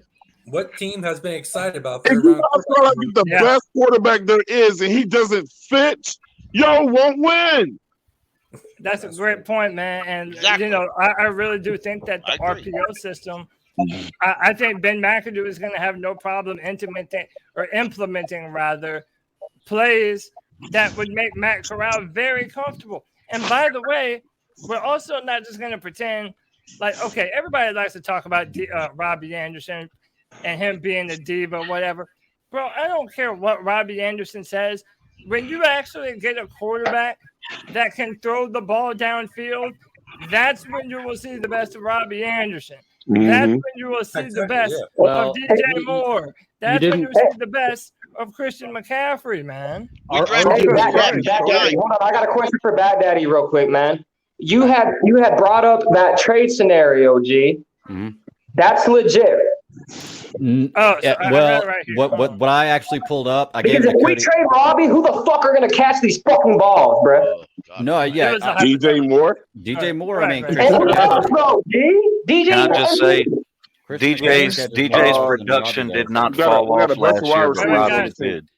Guys, let's try and go one at a time. Let's go, Greg, and then we'll go to CPG. Okay, that actually, when I was looking it up, I rushed to that. When I was looking at that's actually a reporter's proposal. It's not something that the Panthers are close to doing. It's like if they were to, so it's not anything official. It's just like I said, it popped up in my Google. So, right here. But it's just funny that I didn't hear anything about this until we started talking about it. Is why I found it so funny reading this. But no, I mean, even if we traded Robbie Anderson, there's still there's wide receivers out there we could go get. There's other guys. Terrence Marshall's still here to catch the ball. Christian McCaffrey catches more balls every year than Robbie Anderson could dream of. Yeah. So I wouldn't be too worried CMC. about. I wouldn't be too worried about losing 600 yards and 4 touchdowns or whatever he did last year. He didn't do You that. know? Well, to be fair, Robbie Anderson had his best year as a possession receiver when he was playing with Teddy Bridgewater. I mean, Yeah. let's be real clear. Again, my argument was the same thing for Curtis Samuel as it was for Robbie Anderson. They are a deep threat wide receiver meant to take the top off of a defense. If your quarterback isn't connecting with them, then yeah, you have to do some dink and dunk type bullshit to manufacture yards. So that's the point on that. Let me go to CPG. CPG, what are you gonna say now? Well, just to go off before I start, to go off what you just said, I agree completely. The line last year was so bad that Robbie had no chance of getting deep enough to be thrown the ball before Darnold was sacked. But I was saying DJ's production has never went down with this carousel of quarterbacks, but Robbie's dropped so bad last year. Yeah. I mean, DJ is the only Look who was consistent. throwing the ball. Well, And by the way, I almost feel like if Matt Corral couldn't make these weapons work, then I want to know now, because to me that's a huge indicator that he's not an NFL quarterback. That's what I'm saying. I'd rather know now than be wondering about this shit later on down the road. Exactly. No. Make no mistake. Make no mistake. I think Matt Corral should be starting Matt Corral by week 5, regardless of whether or not he's ready. The same with Brandon Smith, the inside linebacker, the linebacker they drafted, because we need to know if these guys they need to be trial by fire, because we need to know going into next year's draft what we have and what we don't, because we've got some people. I know folks are kind of flipping me some shit for my 2 to 4 wins column, but like this roster it's very top heavy. You got a lot. It's not a deep roster. They cannot sustain injuries. They just can't. And that defense. Is he lying? Is he lying? No. I just don't know what roster y'all are talking about. Not the roster I'm looking at. Come on, Twan. Come on, my G. I know football very well. Okay, so I know football very well. You know what I'm saying? I know that the things that we constantly talk about. Let me let Brad finish. Let me let Brad finish, and then I want to ask everybody a question. But Brad, finish your thought, and I'm gonna ask a question. I just worry, like I said, with this roster. They've done a lot to. Don't get me wrong. I think the offensive line is going to be better. I think that no matter who the quarterback is, that needed to happen, right? I think our wide receiver core is fine. I mean, I think Terrace Marshall's got some. I'm not going to label somebody a bust after year 1. I'm just not going to do it, right? Sure. I don't feel like that's fair. I don't think people realize how deficient our defense is going to be this year. Like it is not. That secondary might be fine, but we have nobody in middle linebacker. We got nobody. To say that. You mean no matter how deficient the linebacking core is going to be? I agree with that. The linebacker is probably the weakest. Yeah, it's not the defense; it's the linebacker. It's the right. And if Brandon Smith doesn't play well, it's going to be an even bigger factor. I will say this though, I do believe Frankie Louvu is going to have a breakout year. I think so too, Cody. I think Frankie Louvu is a dog. Cody, I think you agree. Cody, I think you would agree with this too. But man, that's why the whole Baker Mayfield. Look, man, fuck Baker Mayfield. We need to be out looking for another linebacker. That's Buster Mayfield. I can agree with you on that. Yeah. I mean, Mayfield 100%. They should be looking for pieces. We got. Y'all talking about trading shit? No, hey, don't get me wrong. I don't want to make They this don't trade. value the linebacker position on this team. No. I'd much rather go to linebacker. This defense is meant to play with a lead and to pin their ears back and get after the quarterback. That's what they're. If they don't have a lead, if they can't pin their ears back, if they get ran on aggressively, they're not built for that. They're not built to withstand that. They're just not. How do you not have respect for a linebacker? I don't know. The Carolina Panthers have always had all-time great linebackers, man. How do you not look at that? You guys have Luke Kuechly and Thomas Davis at OTAs, man. John Beeson, they don't put on pads anymore. Beeson, Dan Morgan. Yeah, we've had a lot of good ones. Yeah. So this is my question I wanted to ask y'all. Okay, Matt Rule in his press conference, he alluded to a real competition at the quarterback position, and he said he would be open to starting Matt Corral, but he also mentioned the left tackle position and that they want to get Brady Christensen on this offensive line. And once again, not only did Ikem Ekwonu say and reiterate that he would not mind if he had to bump inside the guard. And I think, and I've maintained this, that Brady Christensen isn't suited to play anything other than tackle. So is there a possibility with Matt Corral and Christensen, or Matt Corral and Sam Darnold, and Ikem Ekwonu and Brady Christensen, is there actually going to be like a legitimate test to see who the best at quarterback and left tackle is, or do you think that it's all just mouth service and they know who they want to start where? I think they're going to put Brady Christensen at left tackle and Ikem Ekwonu at guard. I think that's what's going to end up happening. Because I don't like it. I feel like if that's the case, you blew a 6th-round pick on a guard. That's where I'm at. I think they're gonna test it, and then whatever works is what they're gonna roll with. Yeah. They should test it. There's no reason you should go into it and not make it a competition for the two. Just to see who's better. If you don't, you're not doing your homework. Yeah, I don't think that's gonna be a problem. That's gonna be an easy switch. Kenneth, talk to me, man. I think they're going to start that in training camp opens. As training camp and preseason develop, they'll see if it works. Brady Christensen.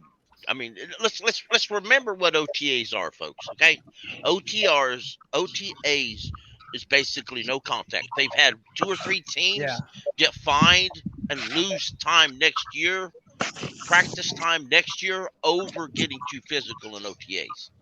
Okay, there is no tackling, there is no pushing, there is no shoving. The offensive line and the defensive line play patty cake. Literally what they do. That's all they do, patty cake. The wide receivers don't bump and run the corners. They just run down the field open while the corner tags behind them. This is what OTAs are. Okay? It's not physical football. Let's understand that's what OTAs are. It's easy for Brady Christensen to look good at left tackle when all he's doing is to play in patty cake with the defensive end. Oh, you mean the guys with the panties and the helmets out there? They're not really making contact with each other? Okay. It's just easy. And some teams are getting fined. Some teams are getting fined now for too much physicality. The Cowboys got fined. Rivera got fined. Yeah. And the coaches themselves are getting fined, not the team. Yep. But they do lose, for example, next year. Then you'll start losing shit. Talking about the practice time and OTAs and stuff. The Cowboys will be down like to 1 day next year. That's it. Yep. But to kind of piggyback on that what you're saying though, one other thing that Rule did mention in his presser is that Brady Christensen is one of the best players on the team. Period. Yeah. It wasn't a matter of like he wasn't like he's one of the best guards, best linemen. He said he's one of the best players on the team. So and what's with the change of heart? Like, if you think that he's one of the best players on the team, then why if he's that good to you, why didn't you start him at left tackle all year last year? I Well, eat that I crow. asked that That crow don't question on taste good. Twitter. I said, "Well, Good good for question, Joe Cody. Brady Christensen. Maybe our next head coach should have tried Brady Christensen at left tackle last offseason, Yeah. but he didn't." Hey, Pickle. Ron Rivera is not going to tell us that he doesn't know what the fuck he's doing. You mean Matt Rule? Matt Rule, I said Rivera. He doesn't need it. Hey, listen, I like Ron Rivera. Rivera won't do it either, though. Yeah, I was about to say That's Rivera's the not going to thing. do it either. Well, it's not just that. Both Rivera and Rule do not like playing rookies unless they have to. They like to play veterans. And to be fair, what are they, Dean Smith? To be He fair, did play Jeremy Chin and to be fair, when Matt Rule showed up after the season on WFNZ, he did say that I regret not playing him more at left tackle. To be fair, that's what After Matt everyone was Rule complaining? said. How about we should let hindsight is 2020. But hindsight, yeah, exactly what I was getting ready to say. But hindsight's always 2020. I can tell you right now, things in my life I would change if I could go back in history.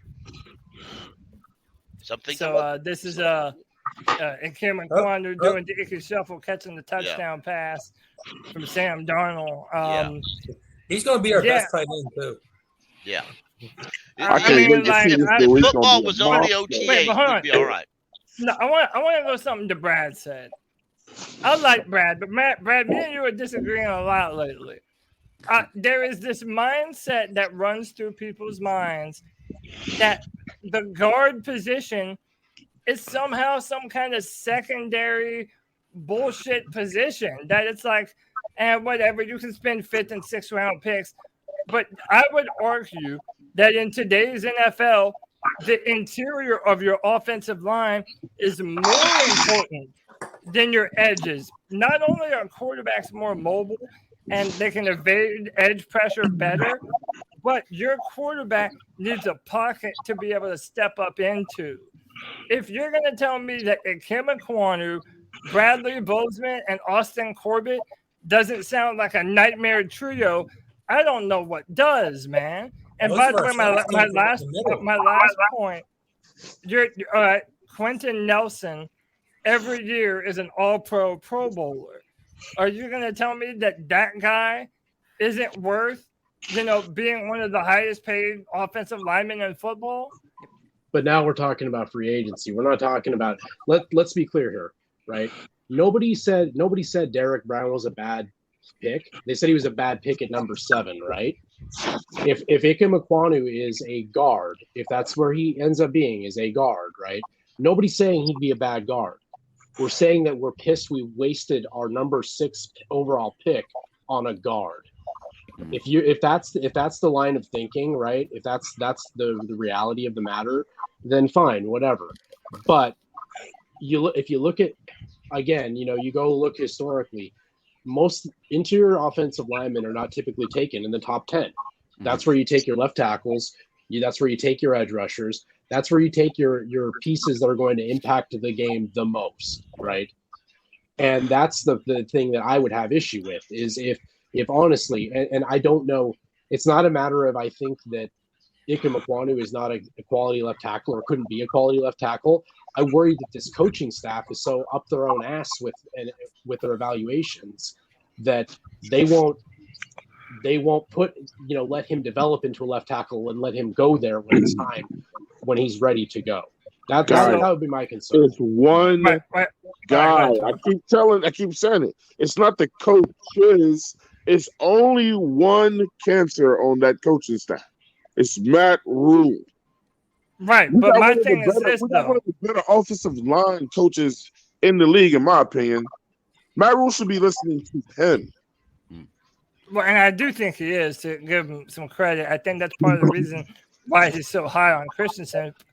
But again, my last thing to Brad, then I'll move on. The reason I bring up Quentin Nelson, Brad, is because he was drafted number 6 overall, and he plays left guard for the Indianapolis Colts. And nobody would deny that Quentin Nelson might be the best offensive lineman in all of football, like independent of tackle, guard, center, whatever. So would you not have taken Quentin Nelson at number 6? No, Probably not. No. I mean, Okay. honestly. Hey, I appreciate the consistency, man. Like I said that about Derek Brown too, that he was never going to be worth a top 10 pick because he's a nose We're tackle. trying to run the ball. Wouldn't you want to guard more? That's what I'm saying, man. If you want to run the ball, who better to run behind with McCaffrey and Foreman than Ikem Ekwonu? Bro. Hey, Cody, like, this is my thing, G. This is my thing with this whole process, bro. The last great left tackle we had was fucking Jordan Gross, G. Yeah. We drafted Icky at left tackle for a motherfucking reason. Just leave him there, bro, and let him be great. Just let him be great. Right. At least we know that's our blind spot, bro. At least we know the left tackle position is taken care of, and we don't got to worry about it, G. Dude, he's going to be playing tackle. He's going to be playing. And I'm sick of them trying to outthink themselves. They're always trying to be the first one to do this, the first one to do that. Say it again, G, baby. Love of God. They can't get out their own fucking way. There's merit. I want to get Greg on this. Let's go, Greg. There's merit to both sides of this argument because on one side you have the tight end argument where you can have the best tight end in the world, but it's just kind of a rule. Nobody would really draft a tight end in the top 10 generally, especially at number 6. I feel like it's kind of like that with the guard because I feel like the left tackle is looked at as a more valuable position. I mean, you're absolutely right about what was the guy? Quentin Nelson in Indianapolis. You're right, but if he hadn't worked out, could you name another one? Probably not, but I can name about 7 or 8 left tackles that make a huge difference on a team. But like I said, there's merits to both sides of the argument. I think either way, we've got a solid pick here, no matter where we put him at. The question is, where's Brady Christensen going to play better? That's what it comes down to. Where's I think that's undeniably left tackle because he's never played anything. That's a great take, man. I mean, right. And by the way, that's my only argument here too. Is that I would rather Christensen be on the field than off it, and I don't think Christensen is a good playing guard. I really don't. I think the only thing that he could play at a really high level is tackle. Maybe I'm wrong. I hope I am wrong. Let him be a great backup, Cody. Let him be a great backup. And I also say something, please. Well, I'll let you go right after I say it. Kenneth, I also don't want anyone to think that I'm doubting Ikem Ekwonu's ability to play left tackle. Right. Because how about this? If Ikem Ekwonu is playing Myles Garrett, I don't give a shit. All feelings, no facts. I got my money on Ikem Ekwonu, bro. How about that? I don't even give a shit. I don't care how nonsensical it sounds. And by the way, I agree with that. I do think that he is eventually going to end up playing left tackle. Hey, Cody, I'm going to tell you this too, Cody. If I'm a Ekwonu, you ain't playing me a guard because you're going to pay me as a fucking tackle in the future, bro. That's another thing, too. Yeah, you're right. Hey, that's a very good point. That's a very good fucking point. He's going to want to make his money. You're right. And we just had him throw a touchdown. We just threw a touchdown to him in practice. You're not going to put me a guard and reduce my future salary. Fuck that. Oh, my God. That's such a good fucking point. And he has the right. I mean, honestly, he has every right to feel that way, too. Yep. You know? They're definitely going to have a package where they throw the ball during the season like that. Oh, yeah. So, Panda, he did play some guard at NC State, and when he did, he looked incredible. So, no one's doubting his position. No matter where you think Ikem Ekwonu is to play, no one is doubting that he can play the other at a very high level. Cody, that's because he's a beast. He's an animal. I know. I love him. I can't wait to see this dude knock people into the fucking dirt. And have y'all noticed all these offensive linemen coming out of the draft now? They all wrestled at one point in their career. Was good, bro. They understand leverage and strength and getting underneath people, man. Like this dude's a beast, man. I think that's a good sign. I'm willing to argue the last 5 to 10 years, offensive line quality has been going down. I think it's starting to go back up finally. Yeah, with that money, it's not that it's gone down. It's the fact that the quality of the pass rushers has gotten way bigger exponential. Has gone way up, right? Well, that's why I say I don't think colleges have done a good enough job of getting them ready for that in the pros. Well, they've also changed the rules to protect the quarterback a lot more, which makes it Yeah, hard it on always every comes back to, defensive player. Every defensive player, It quarterback. always comes back to laying quarterbacks down on pillows. Yes. So I mean that could be a reason why perhaps middle Man, linebacker this and is defensive line football. play has gone down because you can't tackle anybody. I mean, it's made so easy for the offense now, which is cool because I like seeing big offensive games, but I want it to be, I told Kenneth that go back to him.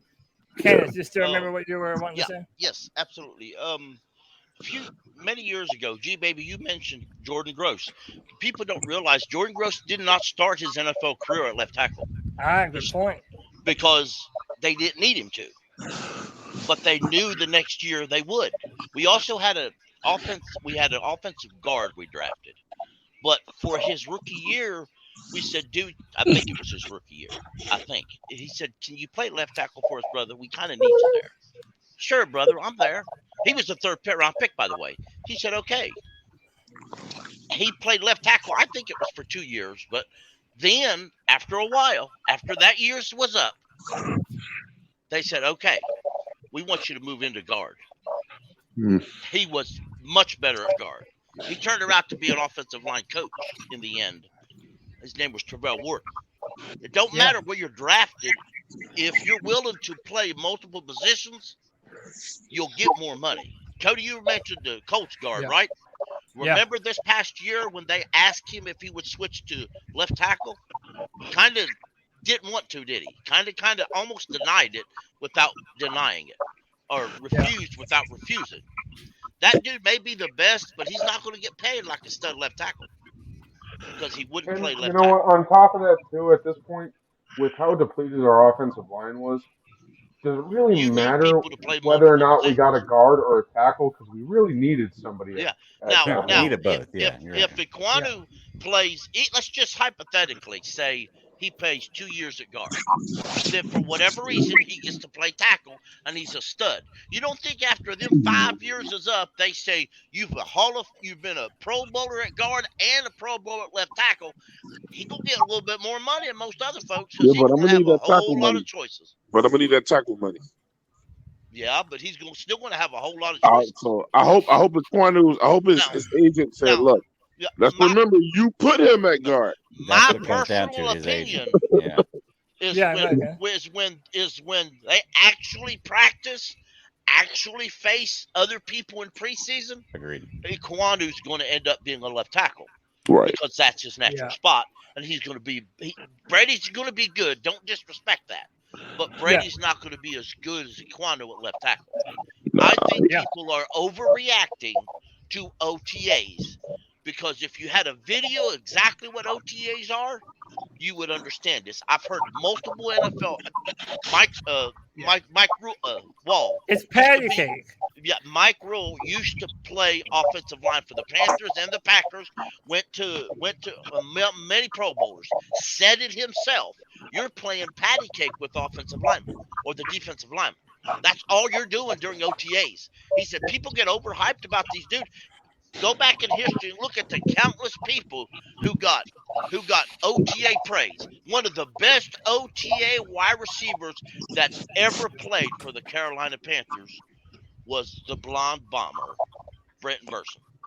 He was the best OTA player that ever played for the Carolina Panthers. Hey, I can't tell you how many years extensions he got because he looked good in OTA. No, but Kenneth, you know why? You know my conspiracy. I know why, but that was the name that come to my head.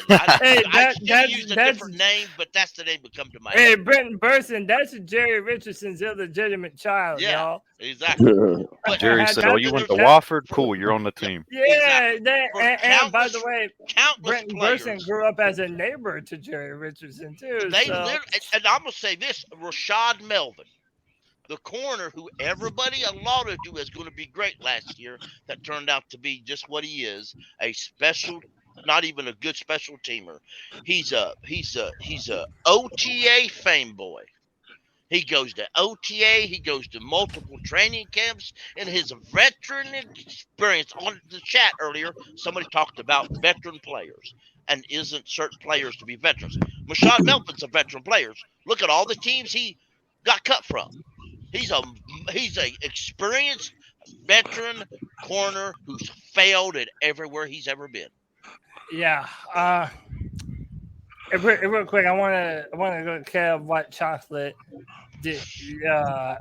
Where do you lie on this? Like, I know you probably think he could play anywhere, but if you were picking left tackle or left guard, just your preference, what would you pick? And where do you think he actually starts? I'll have him play left tackle, and he probably plays left tackle. Okay. And think about that. You have two bookend left tackle and a right tackle. We still got Taylor Moton, man. Yeah. So not only do you have a motherfucker protecting your blind side, you have confidence in your right side as well. You know what, G-Baby, the more you talk, I love it when you talk like that. Because when you talk, most of the time, all you do is keep reminding you're going against your argument. This team is going to win ball games, bro. No, they're not. Not many. Oh, that's a good point. He's saying, "Hey man, we got listen. All you guys keep naming is all when you're not on the league. You keep naming what we do well, all the weapons we have, or whatever. Thank you. I appreciate it. I'm going to go back to what I said a long time ago. Look at that O-line, man. Hey, look, you just said it yourself, G-Baby. I'm trying to change your mind now. Look at that O-line. That's been our Achilles heel in our history, in our past history, bro. That's probably our You strongest ain't gonna thing. win much. You ain't gonna win much when you're throwing 3 or 4 interceptions a game, man. I don't care. You're not going to be throwing it 3 or 4 times anyway. Yeah. You're just going to be running every time. We need to be pounding the ball with a line like that. Get back to that The run game, teams bro. you're facing are not going to be as good as you think they are. I'm trying to tell y'all, they all got issues. They do. And to overlook that is might as well overlook everything in Carolina. Hey, we called on C3. I got what we called for the records right here written down, C3. So we're going to see. I had him at, let's see, 11-6. Let's see what happens. There's no way. There's no way. You had him at 11-6 too. We're going to lose. We're going to lose. Hey, if Matt Corral's our quarterback, that's to me. Hey man, I'm choosing to be optimistic. I like this young man. Thank you. I'm pumped for him. And why would we lose more than 5? Yo, that's all we've won the last 2 years. Watson ain't going to play for Cleveland. He's not. He's out for So Jacoby Brissett is going to beat us. You got to remember, Brian Burns had a bad year last year. He's looking to get paid. His big brother let him know you're going to have to put sacks up, dude, or you ain't going to get paid. Hey, Pickle. You can be like me in a couple Hey, years. Pickle, we can go over that whole schedule, and I can tell you what's wrong with every team if something's wrong. I agree. Like, everybody said we're going to get beat by Denver. I don't think so. Denver got a new head coach, a new offensive coordinator, a new defensive coordinator. They just new quarterback. Denver got a new owner. Look, here's the thing: is we still can lose. Like a lot of people talk trash about Baker Mayfield, talk about how much garbage he is. But I believe last time he came to Carolina, he did roast us, didn't he? He destroyed us. Yes. So I mean, he was better than Cam we Newton can the get last beat time by he came to Jacoby Carolina. Brissett. We definitely can. But Jacoby Brissett. Just saying. We're just not. I refuse. I don't think we will lose that game, but we can. I won't manifest that. Yeah, we can. That's what I say. That we've got to be on our toes. Mm-hmm. We've got to be. On it. I like the gel from the players they're getting right now. Is because they're understanding. A lot of them have more experience under their hat. They're understanding the game process more. Brown, the defensive tackle, Derek Brown, he lost a little weight. He's back in shape. He's bound and determined to make this year his best year.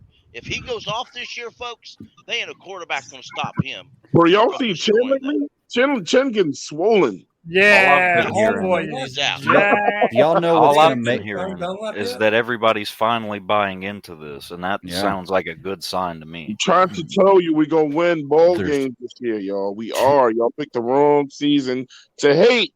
Look, there's two things that are going to equal us winning ball games this year, y'all. Really, one is people buying in, the team buying in. Because look at the years we've won. And look at winning teams. The players have always bought in. Two, injuries. If we can like minimize injuries this year and have key players on the field most of the time, we're going to have if we had our full roster healthy, we do have a pretty solid squad. But so does everybody. Some issues. Well, y'all getting us 2 wins. But to be fair, That's every team in the NFL outside. You're right. Of the Exactly. Seahawks, the Seahawks and everybody else. No, not the Browns. They don't got a quarterback. Cardinals don't have Hopkins. But all right, can I tell you my train? I want to tell you my train of thought, and then I'm going to play this video clip. But okay, do we not? Okay, are we in agreement that from last year to this year, the roster has gotten better? Obviously, we haven't seen it. But is it reasonable to say that the Panthers have upgraded their football team considerably? Yes, that and people come back from injury helps. They definitely upgraded the weakest position. Hey, look, man. Who says no? Hey, let me ask it. Who doesn't think this team is better than last year based on what we've done? I don't think the defense is good. I don't Brad think and Nick. All right, we'll go to Brad and Nick. Go ahead, Brad. So I think that you lost Hassan Reddick. Hassan Reddick wasn't exactly fantastic in the running game or in the run defense, but like he accounted. You're not gonna. It's gonna be tough for them to replace his. What he had 11.5. How many games did we win with him? How many games did we win with him? How many games have we won with YGM and how many games did we win with him? 5. Right. Thank you. Okay. How many games did we win with YGM and Frankie Luvu? They were hurt. I don't give a shit. If you're gonna play this game, let's play this game. How many games did we win? You know, hold on. I want to add to Brad's point on that one. How many games did we win with Cam Newton in 2018? Again, you're naming injured players, man. It doesn't matter. It matters. So what you're saying is these injured players who have been historically injured, and now you've removed the other defensive end, the other bookend of that defensive line, right?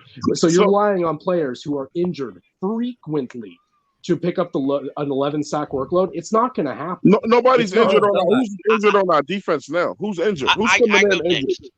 Yeah, go ahead, Ken. Who's coming in injured? Let's look at Riddick. Okay, when Riddick went to the Eagles, right away the Eagles are like, okay, and it's documented online. Right away they have to develop pass rush schemes for Riddick. Because Riddick's not heavy enough to be a defensive end. He doesn't cover well enough to be a linebacker in a 4-3. So they have to redevelop pass rush moves. Exactly what Phil Snow did. Riddick got his sacks because he was lined up at key situations on the defensive stump to do it. I don't see any reason why one of these guys we already have on our rosters can't rush a quarterback when there's nobody there blocking it. Just because the defensive was systematically schemed for that one issue. Now that's just my thoughts. Hey, please let me just squeeze one thing in with Pickle. Go ahead. And to help Pickle out with that, and Pickle might not think the same way I feel when I say this though, but I'm an advocate of this, and you guys can disagree all you want. Reddick was as good as he was because Burns was as good as he was. And he took a lot of attention away from Reddick. Yes, he did. They doubled him every play. They doubled him every play. If you go back and look, a lot of Riddick did more one-on-ones, or he just flat out didn't have. Was not the same situation with Burns. Hey, real quick, to Lynn, before you head out, I'm getting ready to show the Matt Corral ethnicity thing. I know you said the question was kind of stupid. We'll talk about that in a second. But if you do have to leave, that's cool. But I did want to add on to something that I think is relevant to this conversation. I think losing Hassan Reddick and then us signing Steve Wilks back to the team, I don't think that's a coincidence. And if you remember what Steve Wilks was known for, he would do those safety and corner fire blitzes. I think that if the Panthers don't have a bunch of guys that are truly winning a lot of one-on-one matchups, I think you're going to see this defense blitz a whole lot more than you've seen them do over the past 2 seasons. Hey, and Cody, remember that playbook. They got Frankie Louvu. They got Jeremy Chin. JC Horn runs a 4.43, so it's like, they have the speed to be able to come off the edges wide and make some pressure if they're not able to do that with wide GM. And I am hopeful that with Marquise Haynes and wide GM and, Matt Ioannidis and shit, that I know he's more inside, but I think that you're going to see the best of some of our players if they're actually given the opportunity to succeed. I'm hoping for Carlos Dunlap. That's a crime. They should not let Carlos Dunlap leave without. I don't know how they did. Right. That's insane. If I could throw this in too, this is added to the pass rush issue. Marquise Haynes did gain some weight and strength this year. I really hope that helps him out quite a bit. I think it will, but his bulk, he's bulked up a little bit, and he went from 235 to 250. That I hope the that boys in the gym. 15 pounds of muscle. Exactly. What they said. That means a lot, but I'm saying they had to get stronger, Pickle, because they was getting pushed around. So exactly. Up, You're exactly right. So, but and that's kind of the thing. Like, I want to. I'll leave this argument with this kind of final thought, and it's like I said, it's just the way I've been thinking about it. If you look at the defensive DVOA over the last, I think it was 6 or 7 games last year, the Carolina Panthers ranked 31st out of 32 possible teams. They were one of the worst defenses in the NFL over the last 6 games, right? And you lost your best player.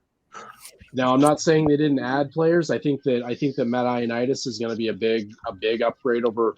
God, I can't remember who else they had beside Derek Brown, but I think that he's going to be a big upgrade. I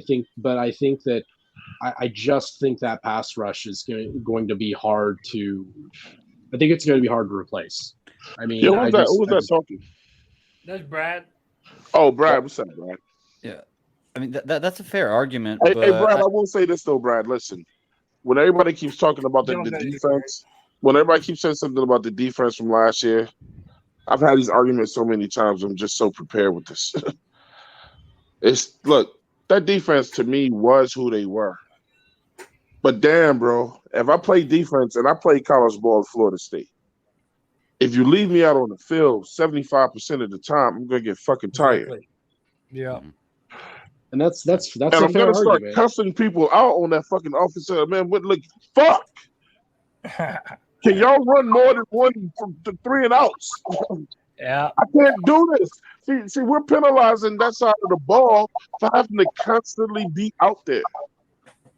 No, we said that all season last year because I know I said it quite a few times that the defense was on the field too much. Yeah. But Cody, you would ask me and Brad why we felt like the team was taking a step back, especially on defense. Okay, last year we couldn't stop the run.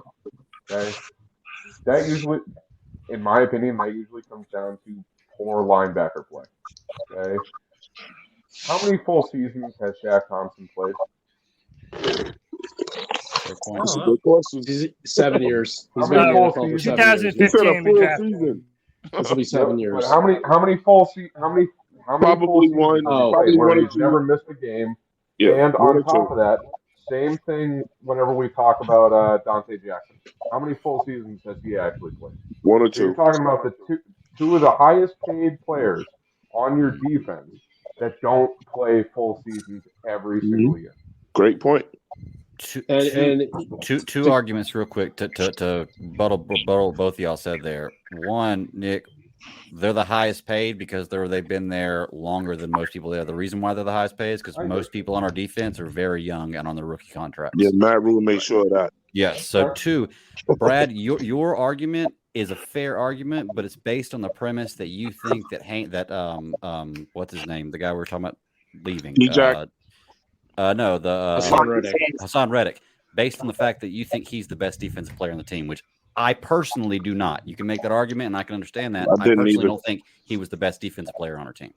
Hey, hold on. But that's the only thing I would say to those, but I understand the arguments. Before anybody responds, shout out to my man Southbound for the $10 love bomb. He says, we Panther fans have become that guy who gets to ride to the car, meet and brags about his car in his garage, and that he's too broke to fix. Brady in our division and Matt Ford equals 0 playoff hopes. Appreciate you, Southbound. I mean, it seems like optimism is all over the place, man. Some people think we're a 2-win team. Some people think we're going to make a playoff push. I will be that guy when Brady finally hits that wall. I'm going to say I told you so. It might have took me 20 years to say that, but I'm going to be that guy. Keep saying it every year, and you got to be right one year. That's right. Exactly. One of these years, I'm going to be right. Yeah. Some told, look, everything and everything, all the shockers and whatever told him, dude, you should have left last year. That guy that wants to keep testing his luck is going to wind up getting fucked up. Did you say all his shockers? They didn't even touch him, man. That's why you're crazy, bro. Yeah, no, Hey, I mean, look, but G baby, let me let you understand something too that I know though, bro. Look, man, I know your frustration. I know y'all's frustration. I was that guy for 3 years. This team is giving you nothing to believe in, bro. But I'm telling you, it's this year's. I promise you, man. I'll give you $20. This team's gonna be different. You owe me money, bro. I do. I offered to pay you, but you was like, no. You want to make him bet your head even paid out yet, bro? No, come on, man. So he wanted to be rich, so I was like, fuck it. But hey, man, hey, Brad I has to. clean now, man. I was gonna pay him. He said, no, I don't want it. Tom's right. I remember it. I did turn All I gotta do is say, Twan, you owe me money. You gonna send me money, brother? We need to talk. Yeah, man. Bro. You gotta put it out hold there. on, wait, hold on, guys. Time. Hold on. Brad has to leave us. Brad, I appreciate you for joining us, man. You have anything you want to say before you get out of here, man? It takes, Brad. Not really. Just like I said, I'm kind of being a little negative Nancy. This team hasn't given me a whole lot to really be happy about it. You're allowed. Hey, Brad, I feel you and G baby, man. I feel y'all, bro. And like I said, you know what about the whole thing with Matt Corral? I'll tell you guys what. If we get double-digit wins and Matt Corral is our starting quarterback, I'll buy that fucking jersey. No, you won't, G. Don't do it, Brad. Matt Corral, man. I'm saying that because I know I'm not going to have to spend $130 on a jersey because it ain't happening. Brad, let's be real. Let's be Everybody real, tell Brad bye, y'all. Bye, Brad. If you and G baby are right, I'm real certain you're going to be here to tell us all how much you right. Oh yeah, no. Wait. Before y'all go. And if I am right, y'all better make sure y'all show back up for that too now. That's all I'm saying, man. Y'all we don't come looking for your ass. Hey, that video. That's the beauty of the Friday free-for-all, man. We welcome all opinions, but just so you know, your opinions are on video now. So everybody can look back at this, man. But hey, it's all right, man. Like everybody has a difference of an opinion, and you're entitled to it, man. So I'm changing G baby's mind before the season starts. I'm changing his mind later. I'm gonna get G baby up there at least 8 months. Okay, I'm going to try. I tried to type this, but it's not going to work. I want to shout out to Lawrence Trevitt in the chat because he said that Brady ain't retiring until somebody retires him. Right. I don't want to hurt injury on anybody, but I sure do hope. I kind of do. Burns and y'all remember last year? Who was it? It was Derek Brown and somebody else who smashed the bejesus out of that rookie quarterback for the Jets first game. Texas, wasn't it? It was the Jets, the rookie quarterback, Wilson. Yeah. They come Derek Brown and I want to say it was Brian Burns, but that may be wrong. So anyway, they smashed the bejesus out of him in one of the first plays, and the announcer is just like, "Welcome to the NFL." And I'd like to see Brady done that way. Being his old ass, he may not get up. Hey, Pickle, me too. Hey, look, man. I want Tom Brady to get lit because of the hypocrisy with his ass. He said out of his mouth last year, he said the NFL was too soft. What? Hey, how do you think I feel live so many years? I know y'all heard him when he do. He's the reason it's soft. Huh? He's the reason it's soft. He's the reason that it is soft. Yup. Hey, Twan, how do you think I feel living up here in Mass? I think it listen to this 24/7. So I want Brian Burns or somebody to light his ass up. I want to be the team that took him out. I'd like to see him not get injured, but like maybe get like so scared. Like Brian Burns hits him so hard that he's like, you know what, man, I'm done with this. Like make him quit.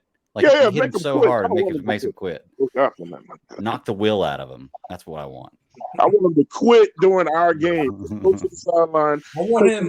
Hey, he's not going away though. Y'all know he already signed a deal to be a commentator afterwards. So whenever he retires, that deal's locked in. They about made him an owner of the Dolphins. Yeah, we got Brady for the next 20 years, whether y'all like it or not. He's in our lives. But you know what? In a large sense, Brady's right. The NFL has become wusses. Because if you go back and you look at film of I'll just say the 70s and 80s, okay? You look at the folks back then, take Jerry Rice, for example. Jerry Rice wasn't the fastest wide receiver in history, but he had to go down the field, catch balls, and fight people from the line of scrimmage all the way down the field. He had to fight back in the day, slot receivers used to be scared to death to run the slot. Why?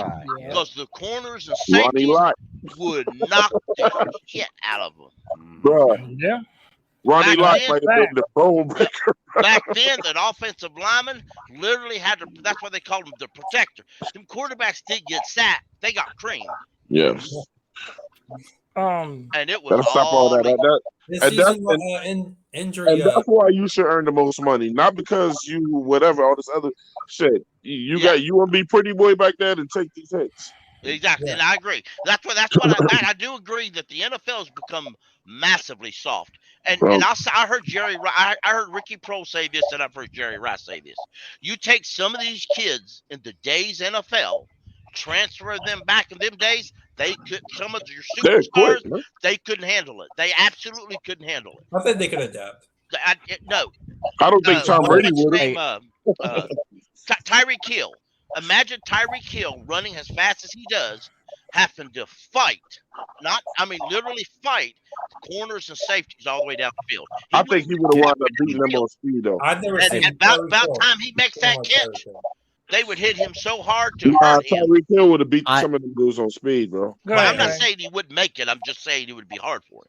Yeah, go ahead, Greg. I love this debate because I hear this debate all the time. I hear it more in basketball than I do football. It's usually always with the LeBron and Jordan conversations. But it always is, well, defense was tougher back then, blah, blah.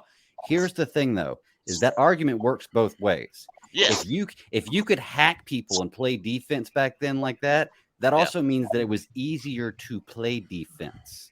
Okay, meaning if those players were here now, they'd be getting flagged and getting thrown like they wouldn't even be playing. Exactly. So there are two sides to that argument. Because I had this LeBron and Jordan argument all the time. People always throw that at me, and I'm like, well, yeah, but would Jordan be as good of a defender now? Because you could look at somebody the wrong way now and you get called for a foul. Right? You know, how hard is it to play defense now? So.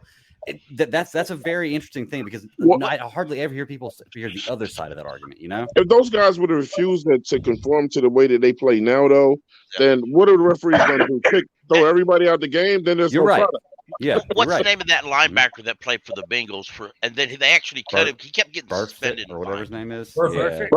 Yeah. Exactly. Back in the day, all linebackers played that way. They call him a dirty player. I'm like, that's just fucking back in the day, all linebackers played that way.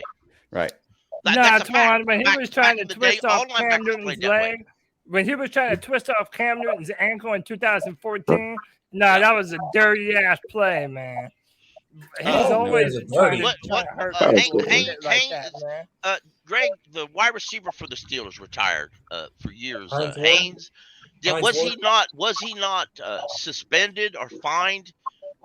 I remember because he hurt a Bengal corner. Yeah, a linebacker was a linebacker. He hurt him because he was too physical or hit him or something in a way. To me, that's why they played back in those days. There was a blindside block. That's why they changed the rules. Guys, look, exactly. That's what I say. The rules have literally changed to make the league safer, but at the same it's to older players like Brady. It's made the NFL a wuss. Pickle, pick All up. right, well, Twine, I'm gonna let you have the last word. No. And It's then a I'm quick gonna statement. I'm gonna move this along. I want to play a video before we get out of here. But All right. Twine, finish what you were gonna say though. No, I man. was just gonna say, Pickle. I'm 47. I know I'm sure you're older than me. Yeah. I hate the way the game is now because my thing is, I got my fucking bell rung when I play football. Yep. I don't want to see this. See, I understand when people are born into this generation, this is what they know, and I can't knock that. But that's what they're playing today is so close to flag football. I don't know what else to call it, man. Yeah, I agree. I do. You know, that's why when we see a decent hit, it's like a water cooler talk, you know, at work, where we saw those hits all the time back in the day. I mean, look, when you talk about game like the frozen tundra, when you saw guys playing on fucking gravel, it wasn't even grass on some of those fields. Exactly. Yeah, you're right. But You're right. a lot of that comes from the players. Yeah, and there's no reason why in today's NFL we have inactivations. Zero reason. All right. That's why. So look, I want to talk about this before we get out of here. It's been a topic of conversation just because it has been. People have been wondering what is Matt Corral's ethnicity, and then one of the reporters asked him, and then some fans even kind of got upset. Like that's why I shouted out Lynn earlier. She was kind of even upset that the question was asked. But I'm gonna play it for y'all, and then we'll kind of broach Look it. at his last name. Sick. By the way, you cannot hear the reporter. You can only hear Matt. I can't really hear it. Yeah, I do. I am Mexican and Italian, mostly Mexican though. I don't really talk to my dad's side at all, so I don't really know him. But my mom's side, yeah, my grandma, she speaks Spanish. I wish I could. I understand a little bit, but my brothers do a little bit. My oldest brother is fluent. But yeah, definitely. So there's been some, somebody, I think Tony it was. Yeah, who the fuck? Where this Japanese come from? Yeah, bro, I got on Tony. Bro, I got on Tony. Oh, I'm gonna get on his ass, G. Bro, where the hell did you hear that Matt Corral is Japanese? What the fuck? But so now we do know, man. Our quarterback, Mexican and Italian, man. That's great. That's fucking kinda, Mexican. I mean, Thank you, Tuan. Thank you, G. Y'all do know in a couple of years. I didn't even hear what Tuan said. We'll be doing games in Mexico every day or every year. Well, they're We'll yeah, be doing games in Mexico every Cody, everybody always saying they something in a split splash. You're fucking Mexican. Yeah. Yeah. That's what he is. I don't even know what you. Hey, man, I know he's got Mexican blood and some Italian blood. To me, that says he's a fighter, man. Hey. Man, don't Italians and Mexicans make the best boxers? Come on, man. Like this dude's got some fight in him, bro. You know what? It's like, yep. It's going to come down to the same thing every day. It was going to come down to the same thing for me. I don't care what you are. I just want you to play good football. Exactly. I want you to be a quarterback. Yes. Be a quarterback. That's what I want. I want a good quarterback. You know, I have to ask this question though. Since when does that shit even fucking matter? Exactly. Like, the way That's I what I'm was saying. raised, man. I don't even care. Hey, No, hold on, man. The way I was raised, man, you never talk about any of that shit. Like it doesn't matter. Everybody is the same. You can't ask it during So the why does it? Why are we okay with talking about this shit now? The Panther Blue on Twitter says the reporter who asked the question was also Mexican. That makes sense. Back a couple years ago, if y'all remember, it may have been our Super Bowl run. A reporter, a Spanish-speaking reporter asked Rivera a question in Spanish at a presser. Rivera responded in Spanish. And when other reporters said, well, what was the question? What was the answer? Rivera politely said, learn Spanish and you'll find out. Yeah, Reporters had to go find an interpreter because I remember David Newton went to ESPN and had ESPN's Mexican interpret it for him. So everybody knew what it was. Because Matt Rule has a radio show in DC that he speaks Spanish in the whole time. Yeah. Look, I don't care what the answer to the question was because to me it doesn't matter, like I said. But I also don't care that they asked because all they I did was thought it was ask. too personal, and man. I mean, but the thing is, it's one of those things that he could, if it was too personal, he could have said it's too personal. But she asked politely. You know, it wasn't like there was anything rude about it. And him saying that, okay, maybe there's a Hispanic kid now that sees that and you know is inspired by it, and that's awesome if it does. But it doesn't really matter. I don't care that they asked it because they didn't ask it in a rude way. You know. Well, I mean, Cam didn't respond to the girl. Well, I would open that thing up, but I didn't think Cam was being rude to that reporter. I don't think he got in trouble and lost deals because of that shit. Yeah, I agree. Look, my wife don't know shit about routes. I know a lot of women who don't know shit about shit on football. So. And it's not because I don't think he was saying that. Well, we're opening this up again. Not because they're a woman, but because there's never been a woman NFL wide receiver.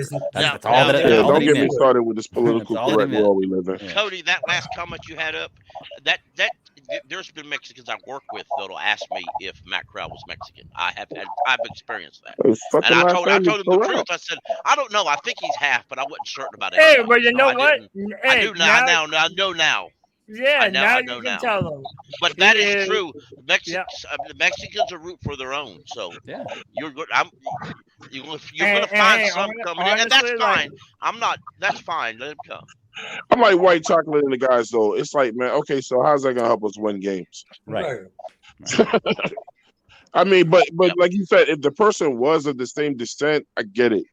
Yeah, I do too. I understand that now. But hey, I mean, let me say something real quick. We had somebody want to join the chat.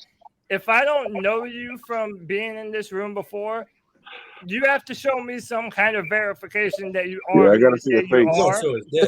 Yeah, because like I mean, honestly, that's his verification. You're a girl named Chrissy Minks. I've never seen your ass before. We never have women on here, so you have to do something to show me that you're not gonna fucking photobomb my show. Hey, Cody, don't do that shit. Some guy let somebody I'm not, bro. shit. Like, hey, I've learned my lesson. Yeah, then bro. You just put on some random ass people on this. Some guy. We welcome all Mexicans and anybody else from any other country on this show. Yeah, they'll remind you that in the chat. As long as somebody lets this guy I knew last year let somebody in his shit, and they literally had the camera on their toilet flushing shit. Oh yeah, dude. Yeah. Bro, I was laughing, but I was like, they got you. Stop letting everybody in your shit. and honestly, Chrissy, like if for whatever reason you are legit and I'm fucked up, I apologize. But I've had every single stream somebody comes in here trying to dupe me with some other kind of profile and make me believe that they're a legit person. Then they throw up some fucking swastikas. Bro, or some I don't dumb see your shit. face. Like, You ain't getting in. yeah, man. So if I can't see some kind of verification, then it ain't gonna happen. But I know these people, man. I know everybody in this room. These are my people, man. These are my Friday free for all brethren. Gentlemen, I think I'm probably about to get up out of here, man. It's almost 9:30, but I do want to ask if y'all have any final thoughts or feelings, or again, I kind of feel like we've been talking about a lot of the same shit lately, but I mean, until there's something new, man, until something happens with Baker Mayfield, like we're probably going to be talking about this shit again. I just hope that they decide to shit or get off the pot, man. Yes. Like, quit leaving us wondering about this. I'm over it. Cody, they wouldn't have a job if they did.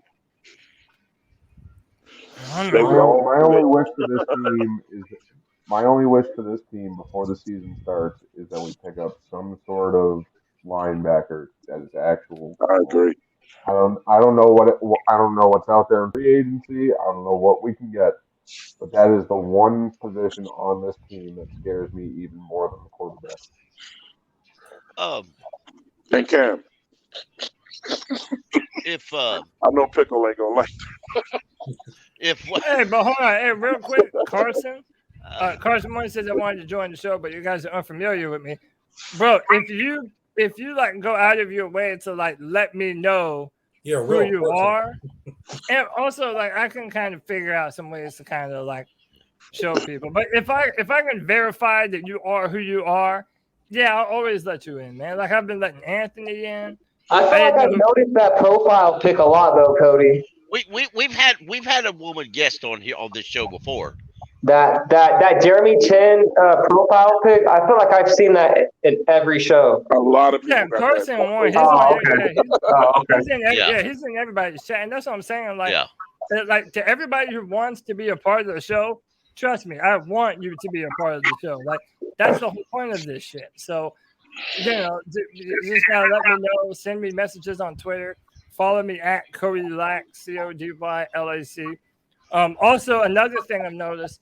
I'm going to start uploading these audios to all of our audio platforms as well. So if you want to listen to the Friday Free-For-All as well as watch it on YouTube, everybody will have the opportunity to do that as well.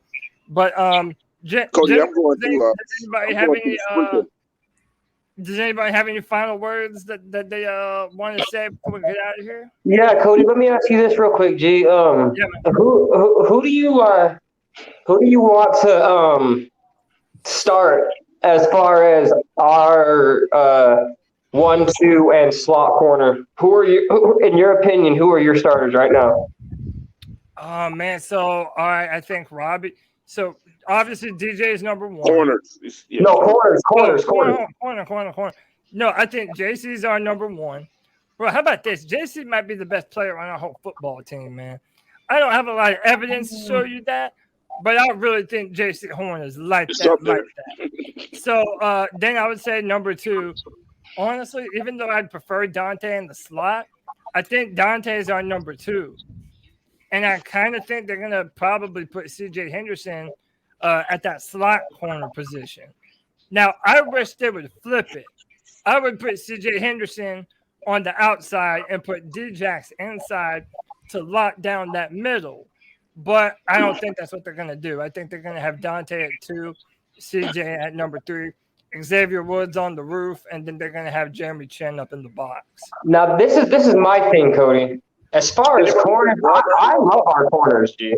I'm not gonna lie. And a lot there's this name that a lot of motherfuckers that don't mention that we picked up this off season that I'm excited for, and his name is Chris Westry.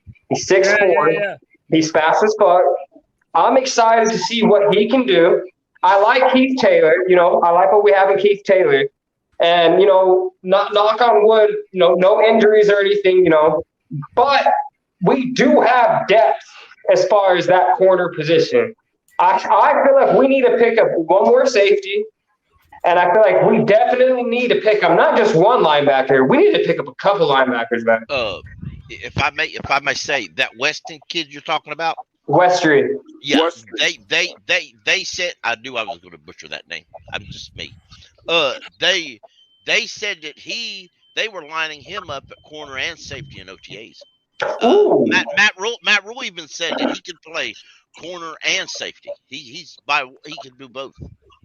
And they were actually now, doing this is my but thing. If you're he saying that, hey, pickle. If you're saying that, G, I don't mind putting a 6'4", yeah, you know, DB at free safety, putting Xavier Woods at strong safety, and moving Jeremy Chin back to fucking linebacker, man. Oh, I don't know they'll do that, but that's what I would here's do. what I know. That would make here's sense. what I think. I feel like Jeremy Chin played better at linebacker than he does at safety, man. I think you're going to see a lot of three safeties on the field at the same time. I think you're going to see Chin in the box, and you're going to see two safeties in the back. I think you're going to see that some, or maybe even one safety and Chin in the box. Hey man, I saw Chin get roasted last year. Real quick, I lied to y'all. We got one more topic to discuss. Yeah, because they have even mentioned old NASCAR packages and stuff like that. Bro, we have to mention, how in the fuck did the Saints get a black helmet? And we don't. Before the Panthers. Is this real? Yes, yeah, this is real, bro. This is badass. And it looks good too. It looks good. It looks because real good. Because we got a cheap ass owner. Yeah, that's what I was getting ready to say. Because the owner's too damn cheap. All black uniforms look so good. Oh my god, bro! That's what I'm saying, man. How did the Panthers not do this first? What the bro? There's only what 4 or 5 teams in the NFL that have black helmets. I guess they make 6. That's what Atlanta, Baltimore, Our mascot is literally a black cat. We are the motherfucking Panthers. If anybody should have a black helmet, say that, Twan. I agree. Say that, Twan. I agree. Come on, man. Silver. Yeah, bro. Wow, this is new news to me, bro. This is news to me, bro. I'm gonna be honest with you. I would have thought that we had an all black uniform by now, with those Panther blue decals and stuff up there, whatever. Man, look, when I saw San Francisco wear that all black that they do, man, that's the Panthers, man. That should be us all day. This gives. I saw this on Twitter, and my first thought was, it gives me more ammunition to hate the Saints. Damn. Yep. They might not win, but they're gonna look good. Yeah. and you know it's real. That's the Saints official Twitter account, man. Yeah, it is. Man. That's corny as fuck. I've never seen a cheap ass billion. All right, man. So look, we did it, man. We did 2 hours and 30 minutes. One hell of a podcast, man. I appreciate each and every one of you guys, man. Y'all make this podcast what it is. A bunch of lively, spirited debates. Man, another fantastic Friday free-for-all in the books. My name is Cody Lashney. Follow me on Twitter at Cody Lack, CODYLAC.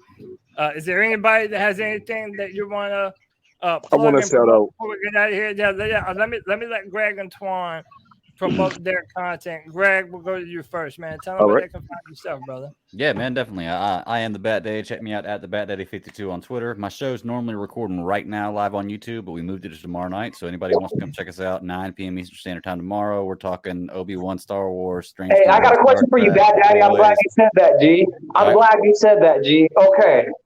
How you feel? Because I was born in 91, bro. I'll be 31 in August, G. So I grew up on the fucking Star Wars, bro. You like that Obi-Wan Kenobi on the Disney Plus, G? Obi-Wan Kenobi is my favorite Star Wars character. So personally, yes, I like it. Bro, that's just fire, dude. That's just I'm loving it. Come check us out tomorrow. We're talking about it. The penultimate was this week. Next week. Yeah. It's all about the originals. It's all about the originals. They're all good in their own merits. But yeah, the originals are where it's at. I'll see you. I got to see. Look, I got to see Return of the Jedi in '84. Was it when Lucas did shit that they're doing now in film? That's my number one. That's my number one movie of all the Star Wars. Right there. And by the way, how is it? My Disney princess hanging. How is it that I mentioned the New Orleans Saints one time, and like 50 of their fucking fans show up in our chat room? They're like Beetlejuice, man. They were here earlier. They were here earlier. You bitches be watching. You bitches really be watching. Y'all really be watching.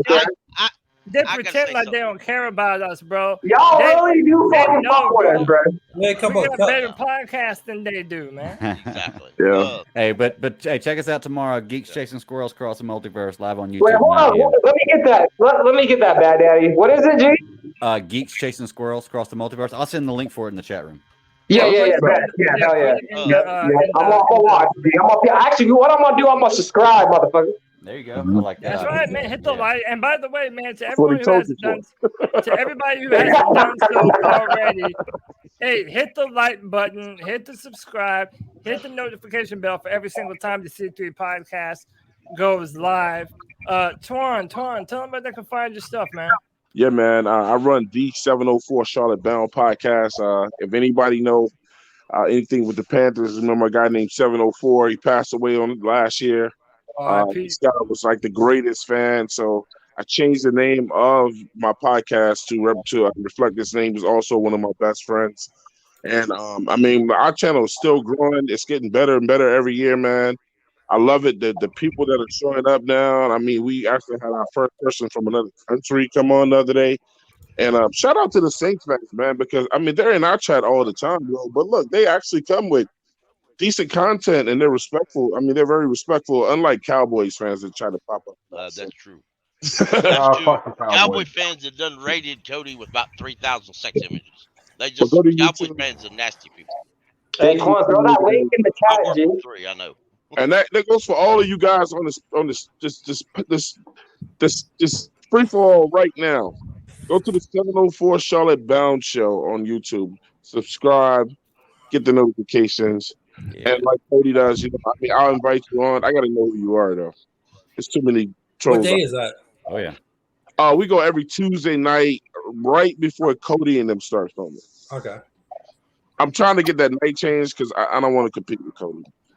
Cody's fucking up my views. Juan, I subscribed.